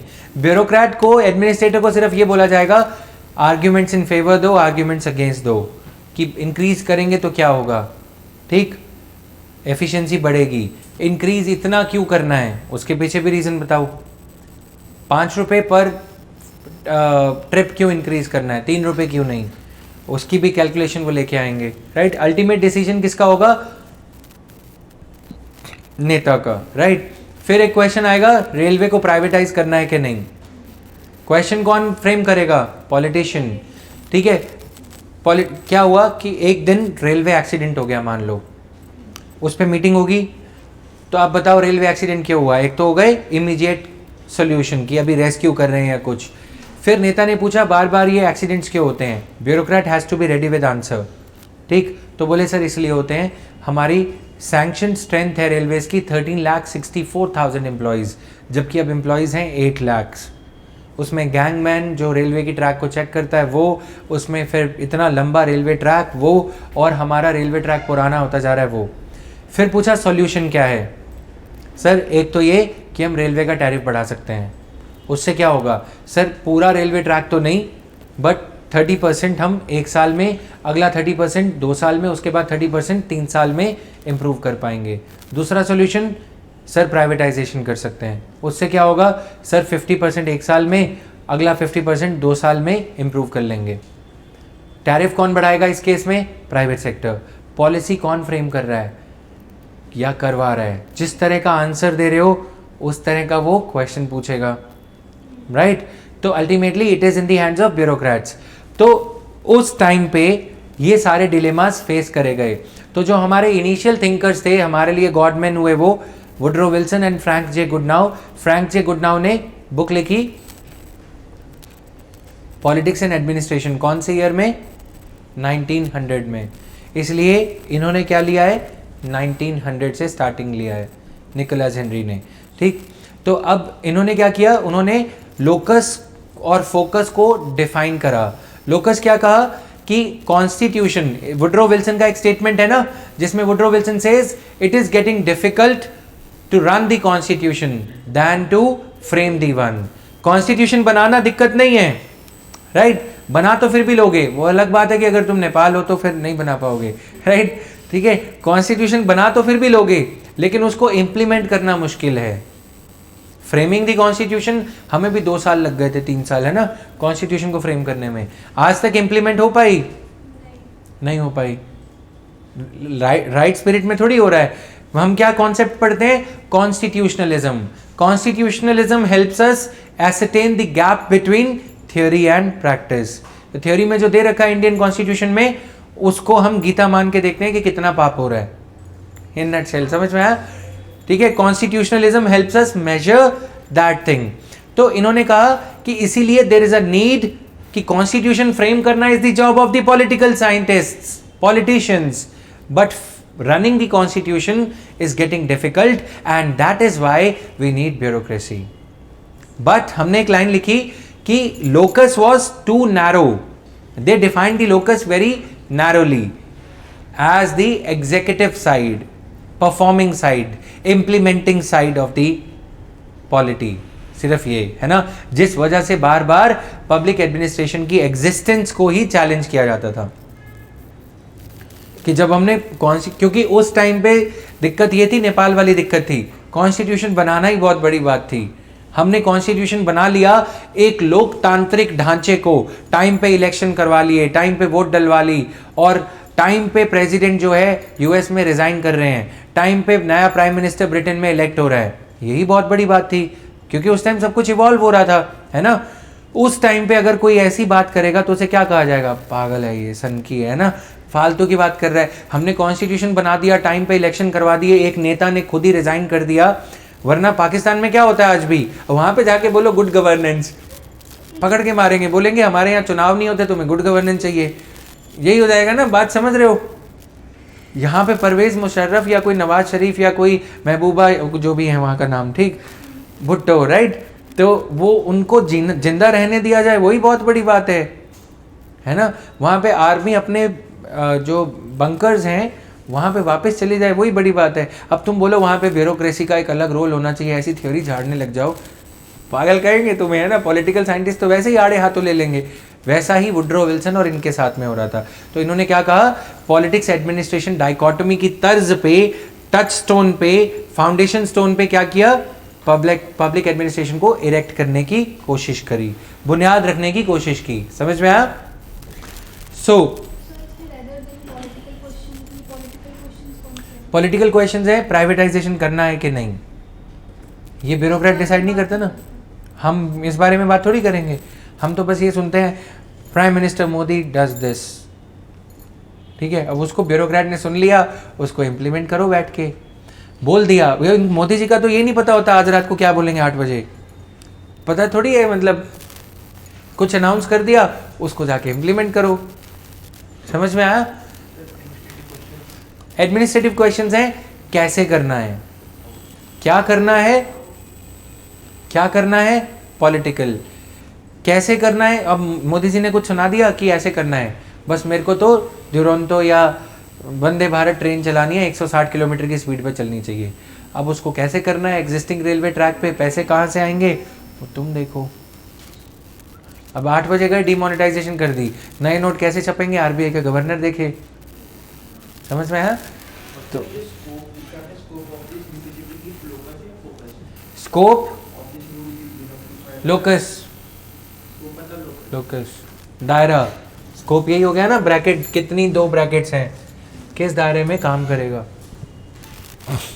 Anybody, any doubt online? Himanshi, सुख या फिर हर्षला, ऊपर और भी लोग थे, हाजिरी नहीं लगाई।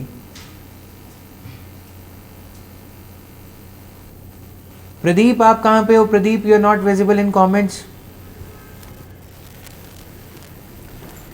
समझ में आया?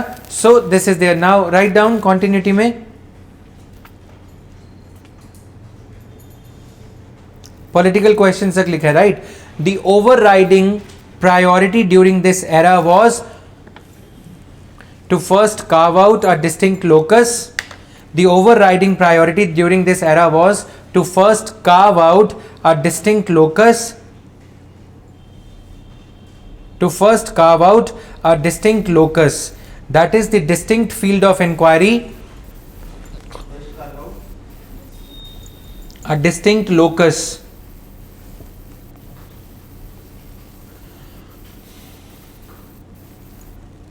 A distinct locus for this newly born discipline of public administration.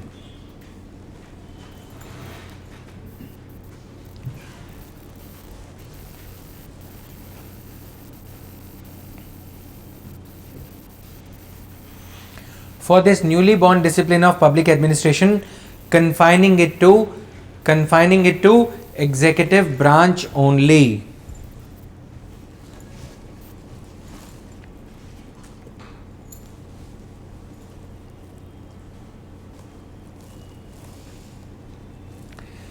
Write down significant developments during this time were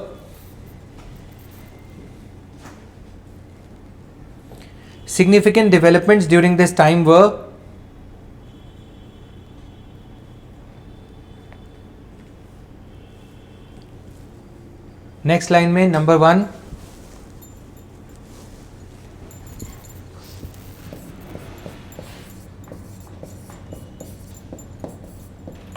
Frank J.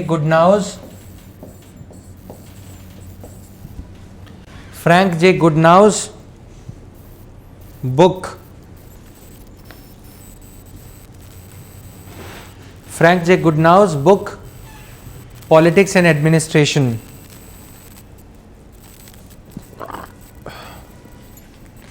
Frank J. Goodnough's book, Politics and Administration. Bracket में 1900 as the year. Where is the remote of this? Frank J. Goodnough's book, Politics and Administration, 1900. Then next second point, L.D. White's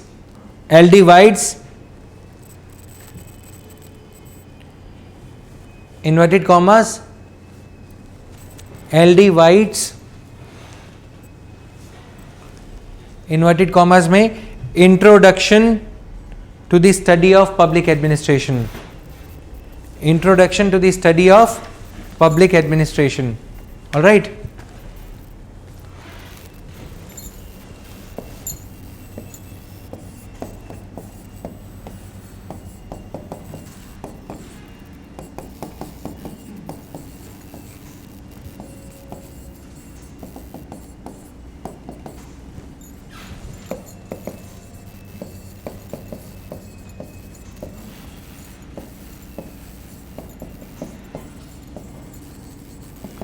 Year 1926.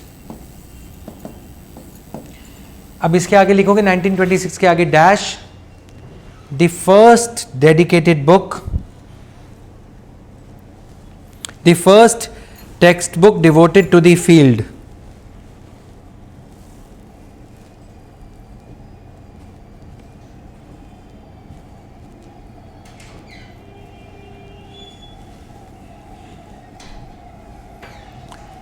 ठीक है. These two works, मैं Woodrow Wilson तो इन्होंने पैदा ही नहीं किया. These two books provided an intellectual perspective. These two books provided an intellectual perspective, provided an intellectual base. These two books provided an intellectual base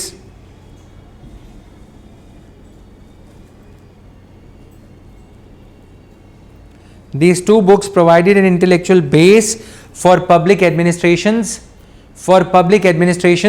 next paradigm.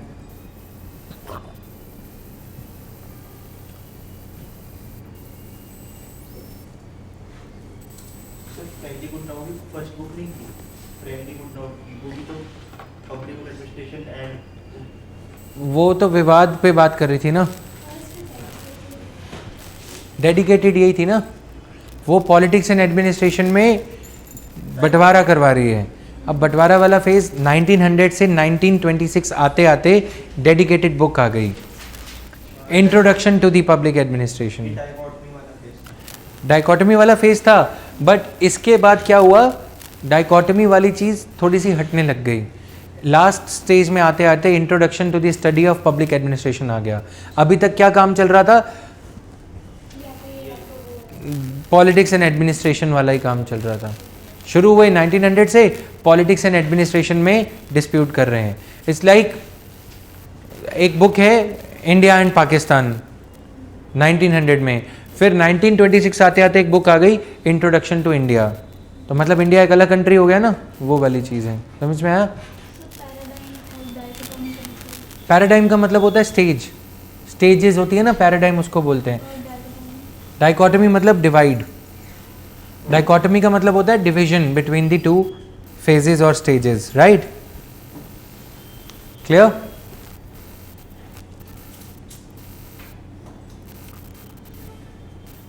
Done हो गया? तो ये था इसका पैराडाइम 1। नाउ एक दो चीज़ें और इसमें लिख लो। एल डी वाइट की बुक के बारे में, हाँ जी, 1 का ही पार्ट है, बट अभी एल डी वाइट की बुक के बारे में कहीं साइड में लिख लो, but this is the only, this is the good opportunity to write on L D White. L D White's book expressed the L.D. White's book expressed the progressive values of public administration at that time. Expressed the progressive values of public administration at that time.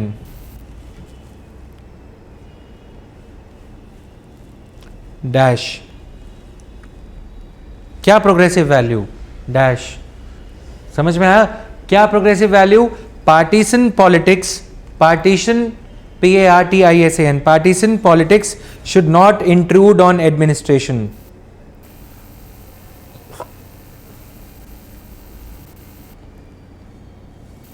Partisan politics should not intrude on administration. Then comes semicolon. Administration.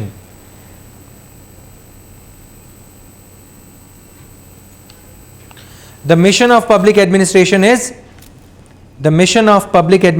is efficiency.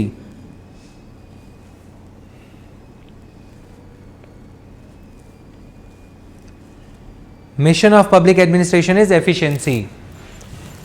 फिर दोबारा से semicolon and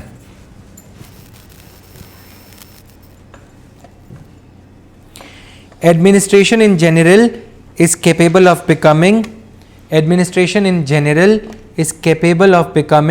a value-free science. Administration in general is capable of becoming a value-free science in its own right.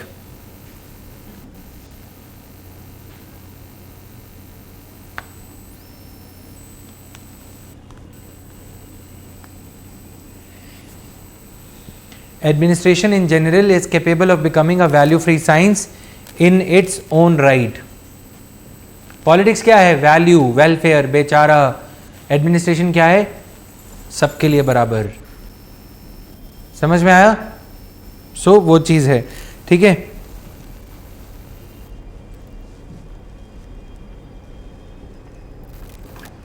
Now paradigm 2, principles of public administration.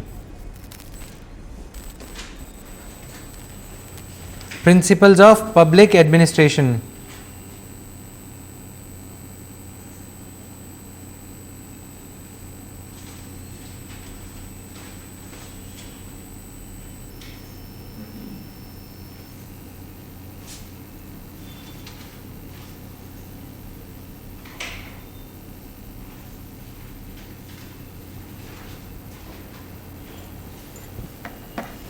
ठीक है.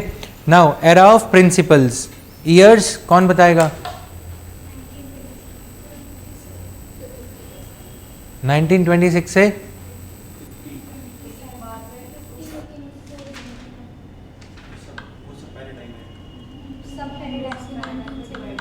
मैं भी नए paradigms का आविष्कार करने जा रहा हूँ, तुम मुझसे व्यू पॉइंट लेते हो, जल्दी बताओ.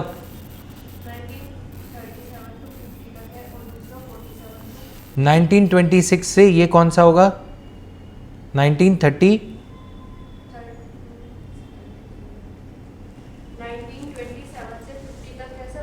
देखो पीछे,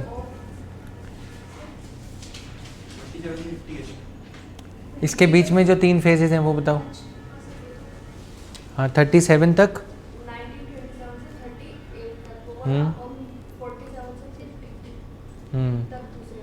ठीक है.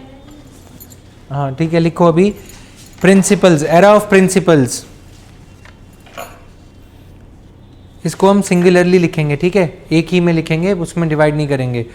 10 यहाँ पे एरा ऑफ प्रिंसिपल्स में, if public administration was about the field of study of dichotomy, if public, हाँ जी सॉरी,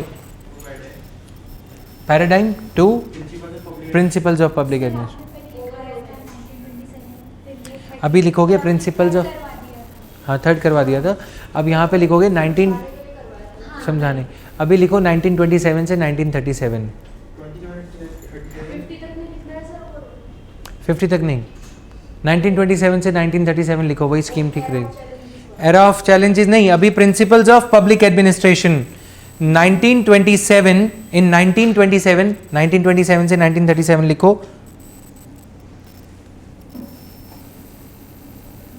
In 1927 आगे लिखते हैं इसको, मैं उनके वे में लिखवा रहा हूँ. In 1927 W.F. Willoughby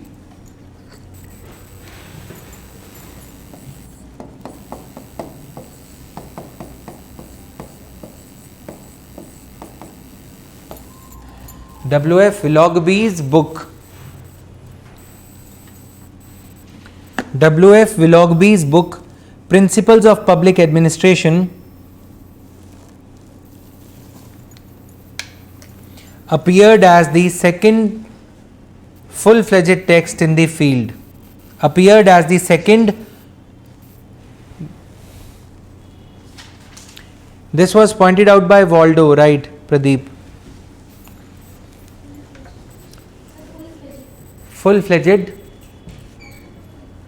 Full-fledged text in the field.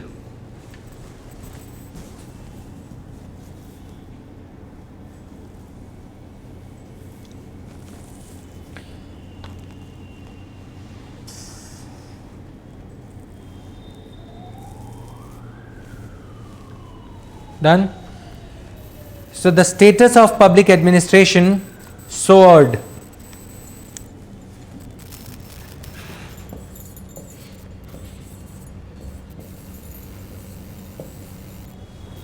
Status of public administration soared, increased during this period.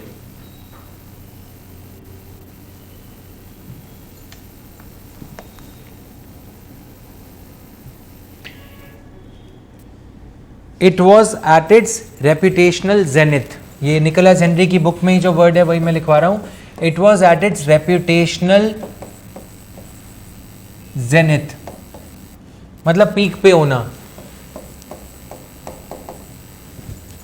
It was at its reputational zenith.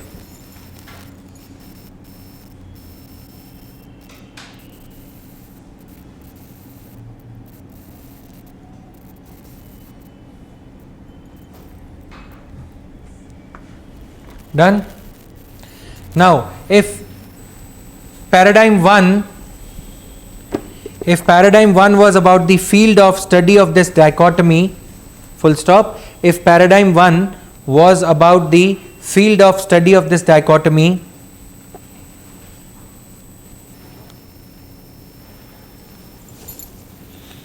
paradigm 2 was about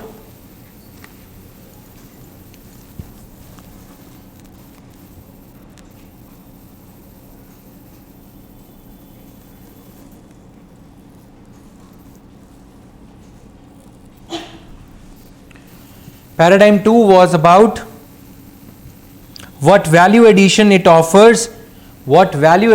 offers as a new discipline.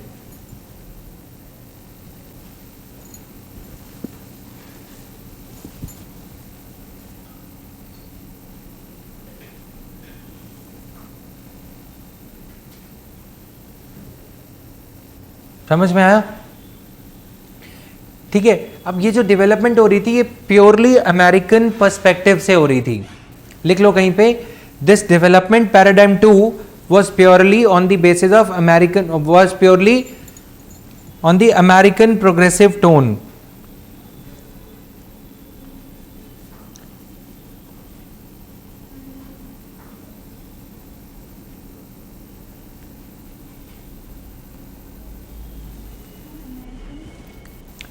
Progressive tone was American progressive एक movement चल रहा था ना, जो हमने पहले पढ़ा था, अमेरिकन प्रोग्रेसिव मूवमेंट. अब क्या हो रहा था यहाँ पे, रॉकीफेलर फैमिली थी, ठीक है, उन्होंने काफ़ी ज़्यादा पैसा न्यूयॉर्क म्यूनिसिपल रिसर्च में, पब्लिक एडमिनिस्ट्रेशन में लगाया था. तो रॉकीफेलर फैमिली आगे चल के कौन सी फैमिली आएगी, फोर्ड ने कंपैरेटिव पब्लिक एडमिनिस्ट्रेशन को बिलियंस ऑफ डॉलर्स दिए. रॉकीफेलर फैमिली ने, जब पब्लिक एडमिनिस्ट्रेशन जस्ट नैसेंट स्टेज पे था, क्वेश्चन ये है कि प्रिंसिपल्स ऑफ एडमिनिस्ट्रेशन की इवोल्यूशन स्टेज पे इतनी बढ़त एकदम से कहां से मिलने लग गई. ये 10 साल ही तो हैं. 10 years is very small a period. 1900 से 1926 तक जिस सब्जेक्ट के ऊपर पहली किताब लिखने के लिए क्लैपिंग हो रही थी, 3 cheers हो रहे थे, 1927 से 1937 में ऐसा क्या हो गया कि वो पब्लिक एडमिनिस्ट्रेशन को ये बोल रहे हैं कि रेपुटेशनल जेनिथ पे था, ऊंचाइयों पे था अपने, उसके बाद ये गिरता ही चला जाएगा. ऐसा क्या हो गया? ऐसा ये हुआ कि रॉकीफेलर फैमिली ने पब्लिक एडमिनिस्ट्रेशन के थिंकर्स को फंडिंग दी थी, जिसपे पब्लिक एडमिनिस्ट्रेशन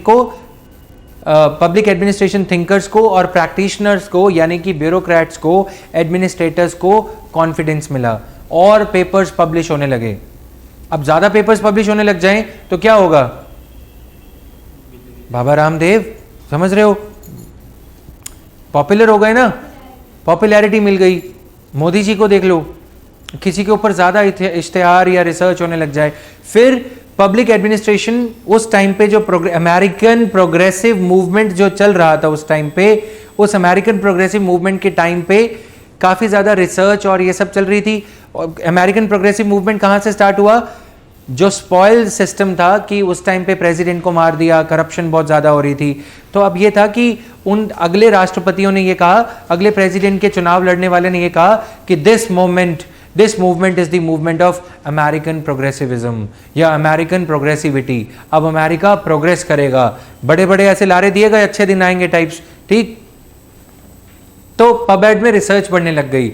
और फिर इसकी वजह से, क्योंकि रॉकीफेलर फैमिली ने भी फंडिंग दे दी रिसर्च के लिए, सब कुछ दे दिया, तो इस वजह से क्या हुआ, पब्लिक एडमिनिस्ट्रेशन सर्वेंट्स की कम्युनिटीज बनने लग गई.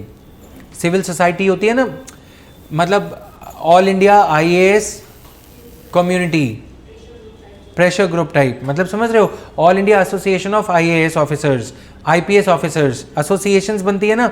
तो आईएएस ऑफिसर्स की, पब्लिक एडमिनिस्ट्रेशनिस्ट्स की क्या बनने लग गई, एसोसिएशंस बनने लग गई, एसोसिएशन बनने लग गई. और उन एसोसिएशंस को ग्रुप मीटिंग्स बुलाई जाती थी, ऐसे कॉन्क्लेव सेमिनार टाइप, कि इस प्रॉब्लम का सॉल्यूशन आप बताओ. कहाँ हम लोकस और फोकस के लिए लड़ रहे थे, और अब कहाँ उनको न्योता दिया जा रहा है कि तुम प्रॉब्लम सॉल्व करो. यानी कि फिर ये वाला फेज तो बिल्कुल ही खत्म हो गया ना. अब तो कोई डिस्प्यूट ही नहीं रहेगा फोकस कहाँ है, क्योंकि तब तुम प्रॉब्लम सॉल्व करने के लिए जब बुलाया जा रहा है तुम्हें, इसका मतलब तुमने जो साइंस वगैरह की बात की थी वो लॉजिकल है. समझ में आ गया? एक तरफ किसी ज्योतिष को जूते पड़ रहे थे, अब उस दूसरी तरफ उस ज्योतिष को बुलाया जाए और बोला जाए कि भैया तुम बताओ ये आईएएस बनेगा कि नहीं. मतलब डिफरेंस आ गया ना कि हाँ अब तो ये प्रॉब्लम सॉल्व करने लायक हो गए, राइट. उस वजह से क्या हुआ, pubad was at its reputational zenith. Clear हुआ everybody? Harshila and online students, Sukhdeep and others, Bilal. अब साइड में लिखो reasons for the rising stature. जैसे हमने लिखे है ना, वहीं पे ही लिख लो, मेन नोट्स में लिख लो, reasons for rising stature, STATURE, stretcher मत लिख देना, स्टेचर दर्जा।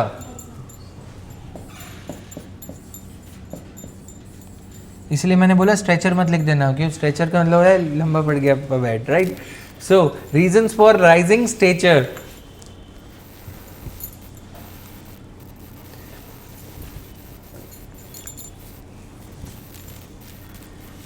रॉकीफेलर फिलैंथ्रोपी,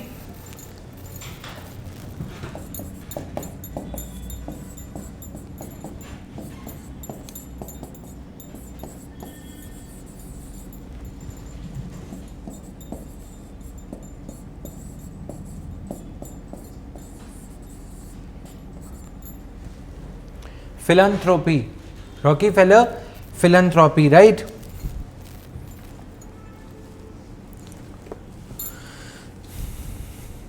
इन्होंने इतनी फंडिंग दी कि पबैड की रिसर्च करने वाली कोई भी कम्युनिटी, एक छोटा सा स्कॉलर भी होगा ना, जैसे आजकल JRF वाले रोते रहते कि मोदी सरकार या स्मृति ईरानी बोल रही थी फंडिंग कट कर देंगे, कन्हैया कुमार और वो सब जब हो रहा था ना कि JRF वालों की फंडिंग कम कर देंगे और ये सब, इन्होंने इतनी फंडिंग दी कि जो पबैड में नहीं भी आना चाह रहे थे वो भी पबैड में आ गए, क्योंकि उनको पैसे ज़्यादा मिल रहे थे, स्टाइपेंड वगैरह। समझ में आया? तो पबैड में रिसर्च तो बढ़नी थी, राइट। तो ये चीज़ें होने लगी। जो पॉल साइंस के जो स्कॉलर्स थे, यानी कि जिन्होंने MA किया होगा, वो भी PhD पबैड लेने की सोच रहे थे। समझ में आया? MA पॉल साइंस जो कर रखे थे, क्योंकि उनको पैसे मिल रहे थे। रॉकीफेलर फाउंडेशन का क्या था, वो इसमें रिसर्च को बढ़ावा दे रहे थे, क्योंकि उनको न्यूयॉर्क म्यूनिसिपल कॉरपोरेशन के कॉन्ट्रैक्ट्स और ये सब मिल रहे थे, क्योंकि पबैड वाले जो ब्यूरोक्रेट्स थे वही उस पर साइन करते थे, गिव एंड टेक जो भी था, ठीक। सो ये सारा कुछ था। नाउ एक तो ये रीजन था, राइट। दूसरा, growth in professional associations of government employees, growth in professional associations for government employees.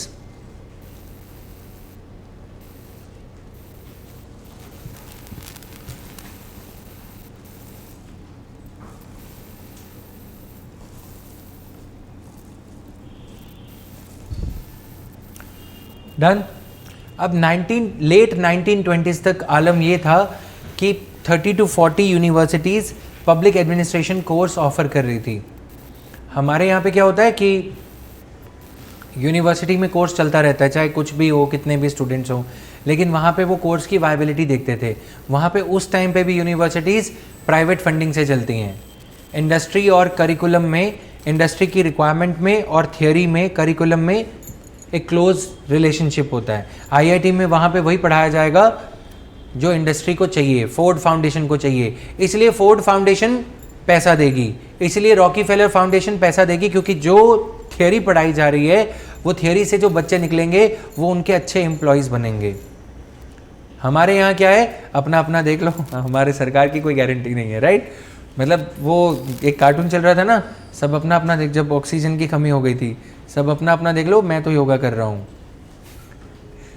मतलब समझ में आया? सो यहाँ पे यही है कि तुम अपना देखो भाई, 40, 50, 25 लाख रुपए लोन लोगे, IIT में सिलेक्शन हो गया तो भी लोन लेना पड़ेगा। अंबानी अदानी कुछ देते हैं? नहीं, राइट। वहाँ पे ये कल्चर था। तो ये जो 30-40 कोर्सेज थे, they were also on the verge of collapse, कि अगले साल इनको, अगले एकेडमिक सेशन में इनको बंद कर दिया जाएगा। तो फिर क्या ऐसा चेंज हुआ 1926 और 37 के बीच में, 1926 और 37 के बीच में, कि पबैड इतना ज़्यादा ग्लोरीफाइंग स्टेज पे आ गया? पैसा दिया गया, एक, प्रॉब्लम सॉल्व करी, 2, तीसरा प्रिंसिपल्स दिए गए जो अभी हम लिखेंगे, ठीक है।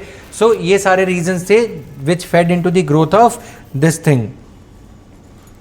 Now in 1935 a national conference of professors, in 1935, reasons में ही लिख रहे हैं हम, थर्ड पॉइंट। सेकंड पॉइंट तो बच्चे हो गया ना वो एसोसिएशंस वाला। In 1935, a national conference of professors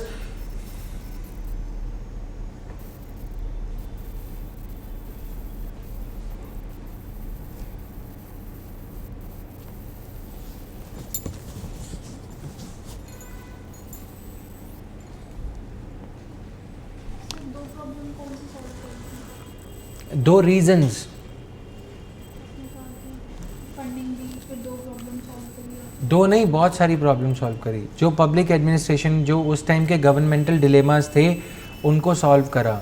कोई वर्कर्स वहाँ पे स्ट्राइक पर चले गए तो पब्लिक एडमिनिस्ट्रेशन ने उनको रिजॉल्व करा, उनको वापस कैसे लेके आए, राइट। करप्शन हो रहा था म्यूनिसिपैलिटी में, उसको रिजॉल्व करा। तो इस तरह की प्रॉब्लम्स जो पॉलिटिक्स के स्ट्रिक्ट रिगर्स में सॉल्व नहीं हो रही थी पॉलिटिकल साइंस के थिंकर्स से, पब्लिक एडमिनिस्ट्रेशन ने उन्हें सॉल्व किया। पब्लिक एडमिनिस्ट्रेशन का प्रैक्टिकल रेलेवेंस बढ़ने लग गया, right. In 1935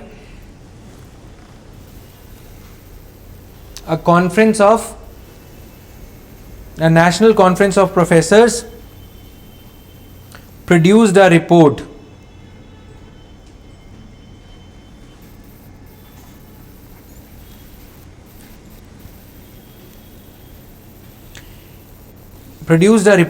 which advocated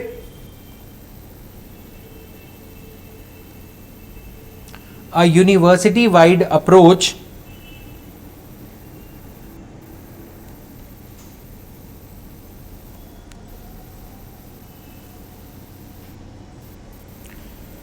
for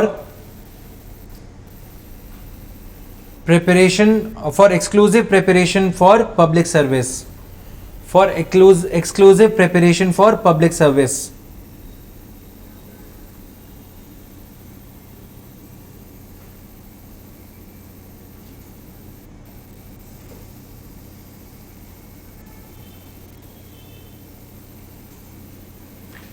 ठीक है, for exclusive preparation of public service. तो इससे पहले 1914 में क्या हुआ था? World war. हमारे यहाँ पे क्या हो रहा था? वुड्रो विल्सन के अगेंस्ट वर्ल्ड वॉर, याद रख लोगे, WWW। यहाँ पे क्या हो रहा है? 1914 की जो इन्हीं प्रोफेसर्स की जो रिपोर्ट थी ना, जो 1935 में रेडिकली चेंज हो गई, तो उस रिपोर्ट में ये था कि पबैड को कोई स्पेशल साइंस नहीं चाहिए, ठीक है। अगर किसी को पब्लिक एडमिनिस्ट्रेटर बनाना है तो उसको 10 अलग अलग कॉलेजेस में पहले फाइनेंशियल एडमिनिस्ट्रेशन का कोर्स करने जाओ इकोनॉमी के कॉलेज में, फिर पब्लिक मैनेजमेंट का, मीडिया मैनेजमेंट का अलग, फिर अलग, ठीक है। समझ में आया? तो यही प्रोफेसर्स की रिपोर्ट क्या कह रही थी? अलग अलग कॉलेजेस में जाके एक पर्सन जो पब्लिक सर्विस की या पब्लिक एडमिनिस्ट्रेशन की तैयारी कर रहा है, वो एक वेल राउंडेड स्टोन बन के आएगा। जैसे डायमंड को अलग अलग धार से वो करते हैं ना, ग्राइंडिंग करते हैं, वैसे ही एक पब्लिक एडमिनिस्ट्रेटर जो बनना चाह रहा है, वो अलग अलग स्कूल्स एंड कॉलेजेस में पढ़ के इसकी तैयारी करी जा सकती है, ठीक है। 1914 में इन्होंने ये कहा था। 1935 में ये बेचारे थक गए, इन्होंने 40-50 कॉलेजेस का मुआयना, कमेटी बनाते हैं ना जब भी कोई बड़ी कॉन्फ्रेंस होती है, जैसे हमारी कॉन्स्टिट्यूशन लिखी जा रही थी तो उस टाइम ड्राफ्टिंग कमेटी के अलग अलग सेक्शंस थे। कोई SC ST का स्टडी कर रहा था, तो कोई विमेन का, तो कोई किसी का, कोई दलितों का, कुछ कैसा है ना। वैसे इन्होंने कमेटी बनाई, उस कमेटी ने ये स्टडी किया, 40-50 कॉलेजेस के अलग अलग कोर्सेज को स्टडी किया और बोला कि कोई 40-50 कोर्सेज को कंबाइन करने के बाद भी एक अच्छा एडमिनिस्ट्रेटर, एक अच्छा पब्लिक सर्वेंट तैयार नहीं कर सकते। मतलब समझ में आया? इसके लिए कॉलेज के जैसे कॉलेज में क्या होते हैं, सेमेस्टर्स होते हैं ना, पहले सेमेस्टर में ये पढ़ाएंगे, दूसरे में ये। तो पब्लिक एडमिनिस्ट्रेशन इस टाइम पे प्रिंसिपल्स वाले स्टेज पे इस खतरे पे था कि इस थॉट की वजह से कि कोई भी ऐसा कॉलेज नहीं है, कोई 40 कॉलेजेस के डिफरेंट कोर्सेज को भी मिला लो, तब भी एक पब्लिक सर्वेंट, पब्लिक एडमिनिस्ट्रेटर तैयार नहीं किया जा सकता। इसका मतलब ये भी तो हो सकता था, यानी कि पब्लिक कोई सब्जेक्ट है ही नहीं, जिस चीज़ को पढ़ाया ना जा सके, इसका मतलब या तो उस सब्जेक्ट का अस्तित्व ही नहीं है, ये भी तो हो सकता है ना। मतलब समझ रहे हो? अब कोई किसी को साइकोलॉजिकल साइंस पढ़ाने बैठ जाए, एक तरफ या तो उसे पागल कहा जाएगा या फिर उसे उच्च कोटि का विद्वान कहा जाएगा, दोनों में से एक ही चीज़ होगी ना, साइकोलॉजी या जो भी है ना। तो ऐसी स्टेज पे पबैड था। ये तो थैंक्स टू दिस रिपोर्ट और थैंक्स टू दीज 2-3 बुक्स, उस वजह से क्या हुआ कि मतलब कि पबैड को किसी भी college wise, separate college wise approach से नहीं पढ़ाया जा सकता, इसीलिए इन विद्वानों ने कह दिया इसके लिए यूनिवर्सिटी सेटअप कर दो। मतलब समझ में आया? ये भी कह सकते थे कि इन कॉलेजेस में ये प्रोग्राम्स बंद कर दो, कहा जा सकता था ना। मतलब समझ में आ रहा है? जिस चीज़ को 40 जगह अलग अलग पढ़ा के भी कोई एक प्रैक्टिकल पर्सन प्रैक्टिशनर रेडी नहीं हो पा रहा, यानी कि उस चीज को पढ़ाने का ही कोई फायदा नहीं है। यानी कि वो डिसर्निबल मतलब एक अलग तरह से रिकॉग्नाइज की जा सकने वाली साइंस ही नहीं है, यानी कि वो एक डिसर्निबल साइंस ही नहीं है। लेकिन जब इन्होंने इस रिपोर्ट में गलती से ये लिख दिया a university wide approach would be required, तो मतलब अब डिमांड आ गई कि पब्लिक एडमिनिस्ट्रेशन की एक सेपरेट यूनिवर्सिटी सेटअप करी जाए। यूनिवर्सिटी का मतलब क्या होता है? यूनिवर्सिटी का पर्पस क्या होता है, कौन बताएगा? विश्वविद्यालय, नालंदा, कौन बताएगा यूनिवर्सिटी का पर्पस क्या होता है? सब्जेक्ट से पढ़ाना, उसमें स्पेशलिटी प्रोवाइड करना। उसमें स्पेशलिटी प्रोवाइड करना, उस एरिना से रिलेटेड आने वाले चैलेंजेस को एंटीसिपेट करके उन पे रिसर्च करना, आगे की थियोरी डेवलप करना। सोशियोलॉजिकल साइंसेज में अब क्या हो रहा है, न्यूक्लियर फैमिलीज हैं उनके बारे में स्टडीज हो रही हैं कि आगे का क्या होगा, बच्चों का क्या होगा, सोसाइटी कैसी होगी अगर ऐसा होगा। तो ये रिसर्चर्स यही करते हैं ना, कोई नई बुक लेके आते हैं। जैसे अगर Raghuram Rajan school of economics में कहीं पढ़ा रहे थे तो उन्होंने क्या डेवलप किया कि आगे रिसेशन आने वाला है। उन्होंने क्या किया, कुछ फैक्टर्स को परम्यूटेट किया, कुछ फैक्टर्स को कंबाइन किया और ये बोला कि देखो ऐसा हो रहा है, इसका मतलब आगे रिसेशन आएगा। फोरसाइट है ना। तो अब पबैड पे यूनिवर्सिटी, यानी कि अभी के चैलेंजेस निपटे नहीं, अभी सर पे छाता है नहीं और तूफान के बारे में लिखने चले हैं। मतलब समझ में आया? अभी तो अपनी थ्योरी नहीं डेवलप हुई, 2 ही तो किताबें लिखी गई थी पबैड पे, अब इस पे यूनिवर्सिटी बनाने की बात हो रही है। समझ में आ रही है बात? ठीक है, तो it was that is why, मतलब अब इस थॉट को ऐसे भी लिया जा सकता था कि जिस सब्जेक्ट को पढ़ाया ही नहीं जा सकता 18 जगह पे, यानी कि इसका थियोरी पार्ट तो है, तुम बहुत अच्छे हो कि पबैड होना चाहिए, लेकिन हमने एक पर्सन को पकड़ा, उसको 40 जगह पे ट्रेन किया, लबासना भी भेजा, सरदार पटेल यूनिवर्सिटी वहाँ पे भी भेजा, हैदराबाद, लेकिन उसका कुछ बना ही नहीं। मतलब समझ रहे हो? उसको फिर भी एक अच्छा एडमिनिस्ट्रेटर अब नहीं कहा जा सकता। एक साइंटिस्ट को पढ़ाने के बाद, साइंस पढ़ाने के बाद 5-7 साल ये कहा जा सकता है कि वो साइंटिस्ट बन गया या डॉक्टर बन गया, लेकिन जिसको 5 साल 4 साल 3 साल अलग अलग जगह इतने कोर्सेज बना लिए, फिर भी उसको एक डिग्री देने की हैसियत नहीं हो रही उसकी कि डिग्री ले ले वो बेचारा, उसको क्या कहेंगे? कि यानी कि ये प्रैक्टिकल साइंस वाला जो पार्ट है ये ड्रामा है या ये ड्रीम है, ऐसा कोई एडमिनिस्ट्रेटर बन ही नहीं सकता। या फिर ये कह दो कि इसके लिए पहले यूनिवर्सिटी बनाओ, इन सभी सब्जेक्ट्स का छोटा छोटा टुकड़ा कंबाइन करके एक बुक लिखो, थीसिस लिखो, उस थीसिस को पढ़ाओगे तो वो एडमिनिस्ट्रेटर बन पाएगा। समझ में आया? क्लियर हुआ ऑनलाइन स्टूडेंट्स? सुख, हर्षला, प्रदीप, फटाफट से बताओ खुद से।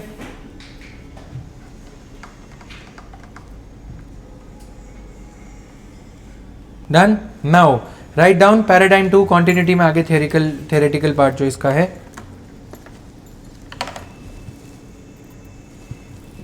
कहां तक लिखा है हमने? 3 रीजंस लिख लिए, और इससे पहले जो पैराग्राफ लिखा है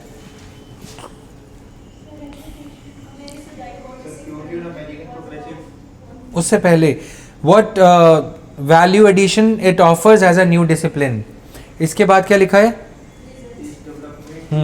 अब next paragraph, the scholars during this era started looking for some principles of administration.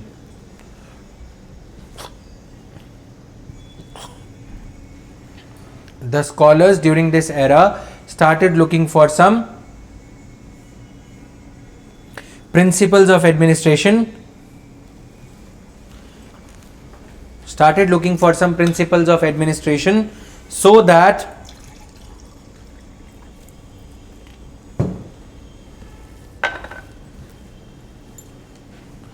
the specialized expertise of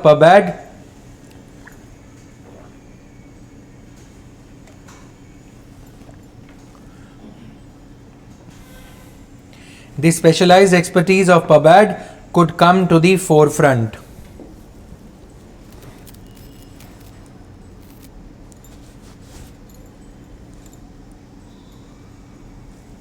ठीक है, अब देखो जो यूनिवर्सिटी वाली हमने बात लिखी उसका लॉजिकल कॉन्सिक्वेंस क्या हुआ कि हाँ अब एक प्रिंसिपल्स, कुछ मूल सिद्धांत इसके रखते हैं, उसके बेसिस पे हम इसकी थ्योरी डेवलप करेंगे।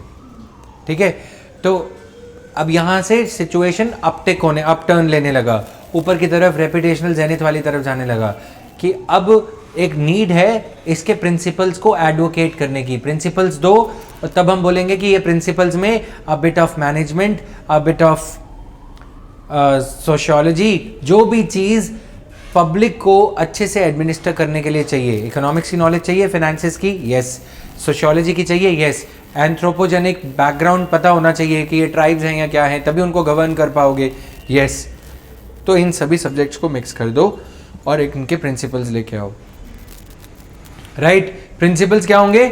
जो हर कॉन्टेक्स्ट में, प्रिंसिपल्स का मतलब क्या होता है? कहीं भी चले जाओ, अब तुम मान लो यूरोप गए, वहां पे वेजिटेरियन खाना ही नहीं मिलता, लेकिन तुम्हारे प्रिंसिपल सेम रहेंगे। पब्लिक एडमिनिस्ट्रेशन है, डेवलप्ड कंट्रीज में इसका क्या हो रहा है? इवोल्यूशन हो रहा है, लेकिन इसके प्रिंसिपल्स इंडिया में भी लगाओगे तो भी सेम आउटकम मिलेगा। इसके प्रिंसिपल्स अफ्रीकन कंट्रीज में भी लगाओगे तो भी सेम आउटकम मिलेगा। प्रिंसिपल्स मतलब something that does not change with the geography, with the context, with the place, with the time, right. तो scholars during this era started looking for some principles of administration so that the specialized expertise of PubAd could come to the forefront. Full stop. Thus, comma, the how part of the government, thus, comma, the how part of the government which was relatively ignored, thus the how part of the government which was relatively ignored in political science studies, which was relatively ignored in political science studies, now got the attention.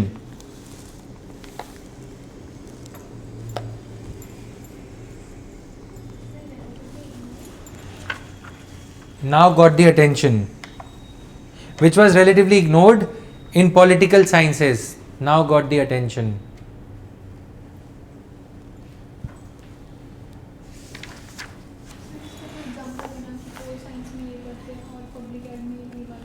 Political science में बच्चे प्लेटो, आप पीछे के lectures पढ़ोगे ना, आपको समझ में आ जाएगा। प्लेटो क्या करते हैं कि थियोरी देते हैं कि पॉल साइंस को ऐसा करना चाहिए, utilitarian theory, maximum good for maximum number of people.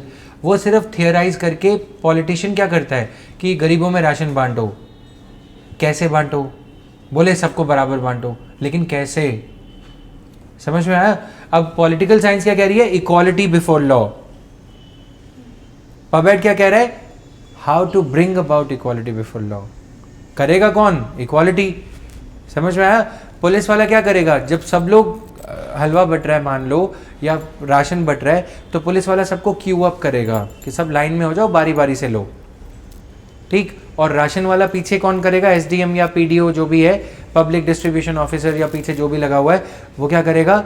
वो इतना राशन इंश्योर करेगा कि सबको जो लाइन से लगाया गया है, पीछे सारी चेयर्स लाइन में है, सबको एक एक बारी करके देना है, तो सबको एक एक बारी करके दिया जा सके।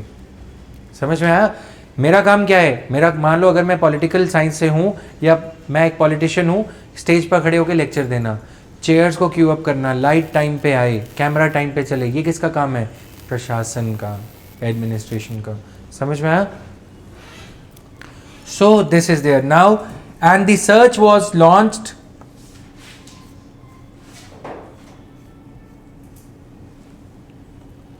search was launched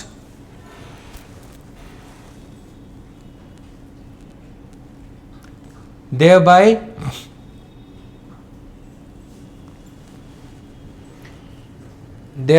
administrative principles would be explored,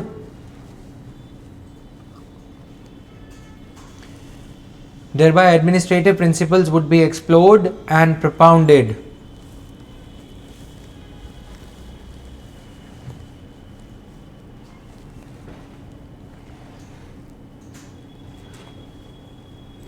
And readily applicable tools of readily applicable tools of efficiency.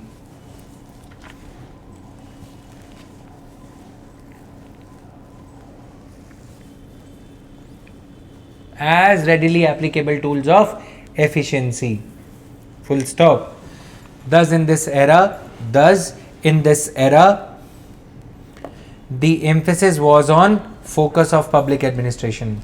Thus, in this era, the emphasis was on focus of public administration.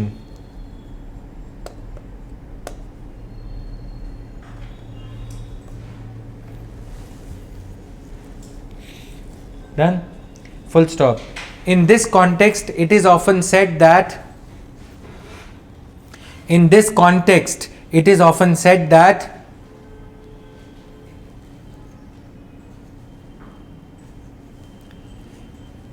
in this era, in this context, it is often said that in this era,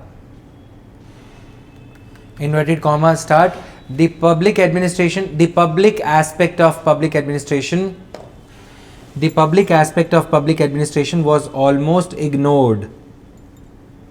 The public aspect of public administration was almost ignored, and administrative aspect of public administration and administrative aspect of public administration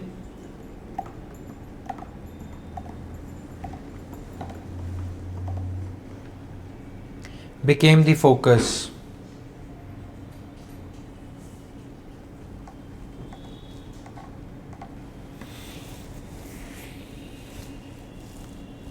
Done?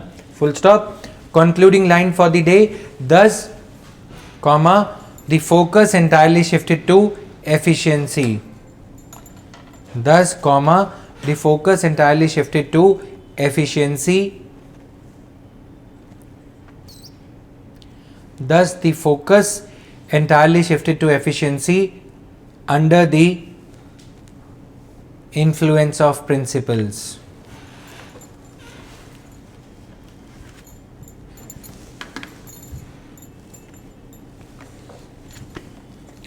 Under the influence of principles. Principle जब हम आगे पढ़ेंगे तो principles कैसे थे? Efficiency oriented. मतलब public administration का सिर्फ एडमिनिस्ट्रेशन एस्पेक्ट फोकस में किया गया. जैसे अब मैंने चेयर्स वाला एग्जाम्पल दिया, तो लाइन वाला क्यू अप वाला एग्जाम्पल दिया, तो एफिशिएंसी क्या है कि सबको बराबर मिल जाए और जल्दी से मिल जाए, कम पैसे में सबको निपटा दिया जाए. लेकिन क्या इस प्रोसेस में लास्ट मैन इन दी रो, जो सबसे ज़्यादा ज़रूरतमंद है, उस पर भी ध्यान देना चाहिए? वो एस्पेक्ट इग्नोर हो गया. Welfare aspect, public aspect ignore हो गया. सिर्फ इन सबको एडमिनिस्टर करना है. क्या एडमिनिस्टर करना है? फूड. ठीक है. मेडिसिन में जाओगे, डॉक्टर का एग्जाम्पल लें तो डॉक्टर क्या करता है? डॉक्टर सबको केयर एडमिनिस्टर करता है. नर्सेज सबको केयर एडमिनिस्टर करती हैं, है ना. लेकिन उनको बोलो, कुछ पेशेंट आप देखते होगे, उनको वो चिल्लाते रहते हैं दर्द हो रहा है या कुछ भी. वो कैसे एडमिनिस्टर करते हैं? दर्द को नहीं देखते. वो जहाँ पे दर्द हो रहा है थोड़ा और दबा देते हैं, और दर्द हो रहा है, ऐसे करते हैं ना नर्सेज. देखते हो कभी? अच्छा ठीक है, अभी दिक्कत नहीं है, ठीक है, मतलब दर्द ही हो रहा है बस. लेकिन अगर उनकी जगह कोई और जो मरने के कगार पे होगा, भले ही वो चिल्ला नहीं रहा होगा, उस पर ध्यान दिया जाएगा. ये क्या है? एफिशिएंसी, है ना. ठीक है. डॉक्टर यही काम करते हैं ना. डॉक्टर को तभी बुलाया जाएगा जब कोई कोलैप्स होने, इमरजेंसी में जाओगे डॉक्टर को तभी बुलाएंगे सीनियर को जब कोई बिल्कुल कोलैप्स होने वाला है. एडमिनिस्ट्रेशन क्या करती है? अगर कोई पीछे लंगड़ा है, ब्लाइंड है, अच्छा आ जाएगा अपने आप, नंबर आ रहा है सबका, आ जाएगा. ये क्या है? एडमिनिस्ट्रेशन. पब्लिक एडमिनिस्ट्रेशन क्या है? अच्छा वो एम्पिटेटेड है, हैंडीकैप्ड है, उसको पहले लेके आओ. ये क्या है? Value consideration. इसमें वैल्यू कंसिडरेशन इग्नोर हो गई. क्यों इग्नोर हो गई? क्योंकि सुन लो, क्यों इग्नोर हो गई? क्योंकि वो पर्सन प्रिंसिपल्स में कैसे फिट करोगे? प्रिंसिपल्स क्या कह रहे हैं? प्रिंसिपल्स का मतलब ये है हर सिचुएशन में सेम रहेंगे, कि बारी बारी जो पहले आया उसको राशन मिलेगा. अब ये बोला कि जो एम्पिटेटेड है उसको पहले दो. फिर दूसरा केस आ गया, जो दोनों लेग से एम्पिटेटेड है पहले उसको दें कि उसको दें, फिर क्लैरिटी. फिर बोला कि जो एम्पिटेटेड है वो और जिसकी आंखें नहीं है पहले उसको दो. राइट. फिर इस हिसाब से तो जो है ही नहीं उसको दो. राइट. पॉइंट क्या है? बहुत दिक्कत हो जाएगी ना इस केस में. राइट. जिसके घर पे वो अकेला ही है उसको बाद में दो या उसको पहले दो. कैसे आंसर करोगे इसको? जो घर पे सिंगल है उसको राशन पहले मिलना चाहिए. एक स्कूल ऑफ थॉट बोलेगा हाँ उसको पहले मिलना चाहिए क्योंकि वो अकेला है. दूसरा बोलेगा नहीं, क्योंकि वो अकेला ही है, उसको ही खाना है, बाद में दे देंगे. ये क्या है? वैल्यू कंसिडरेशंस, है ना. इसलिए प्रिंसिपल्स बनाने की होड़ में क्या हुआ? ये सारी चीजें साइडलाइन कर दो, सीधा एडमिनिस्टर करो. अब इसीलिए क्या हुआ? प्रिंसिपल्स की वजह से अब प्रिंसिपल्स नहीं होंगे तो फिर पबेट बचेगा क्या? वैल्यू साइंस तो पहले ही पॉलिटिकल साइंस है, इसलिए values minus public administration is equal to administration is equal to principles करके निपटाने की कोशिश करी गई। समझ में आया? So this is what makes the evolution part interesting, जिससे हम बच्चे डरते हैं कि ये कैसे करेंगे, है ना? Done guys?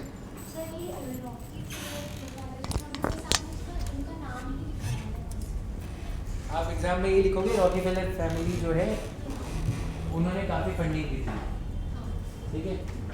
इस वजह से प्रिंसिपल स्टेज के मतलब अगर देखो मुझे पैसे मिल रहे हैं, मैं पबेट पढ़ा रहा हूँ, तुम लोगों ने मुझे फंडिंग दी, अब कोई फंडिंग नहीं आ रही तो यहाँ पे पबेट का रिजल्ट आएगा क्या?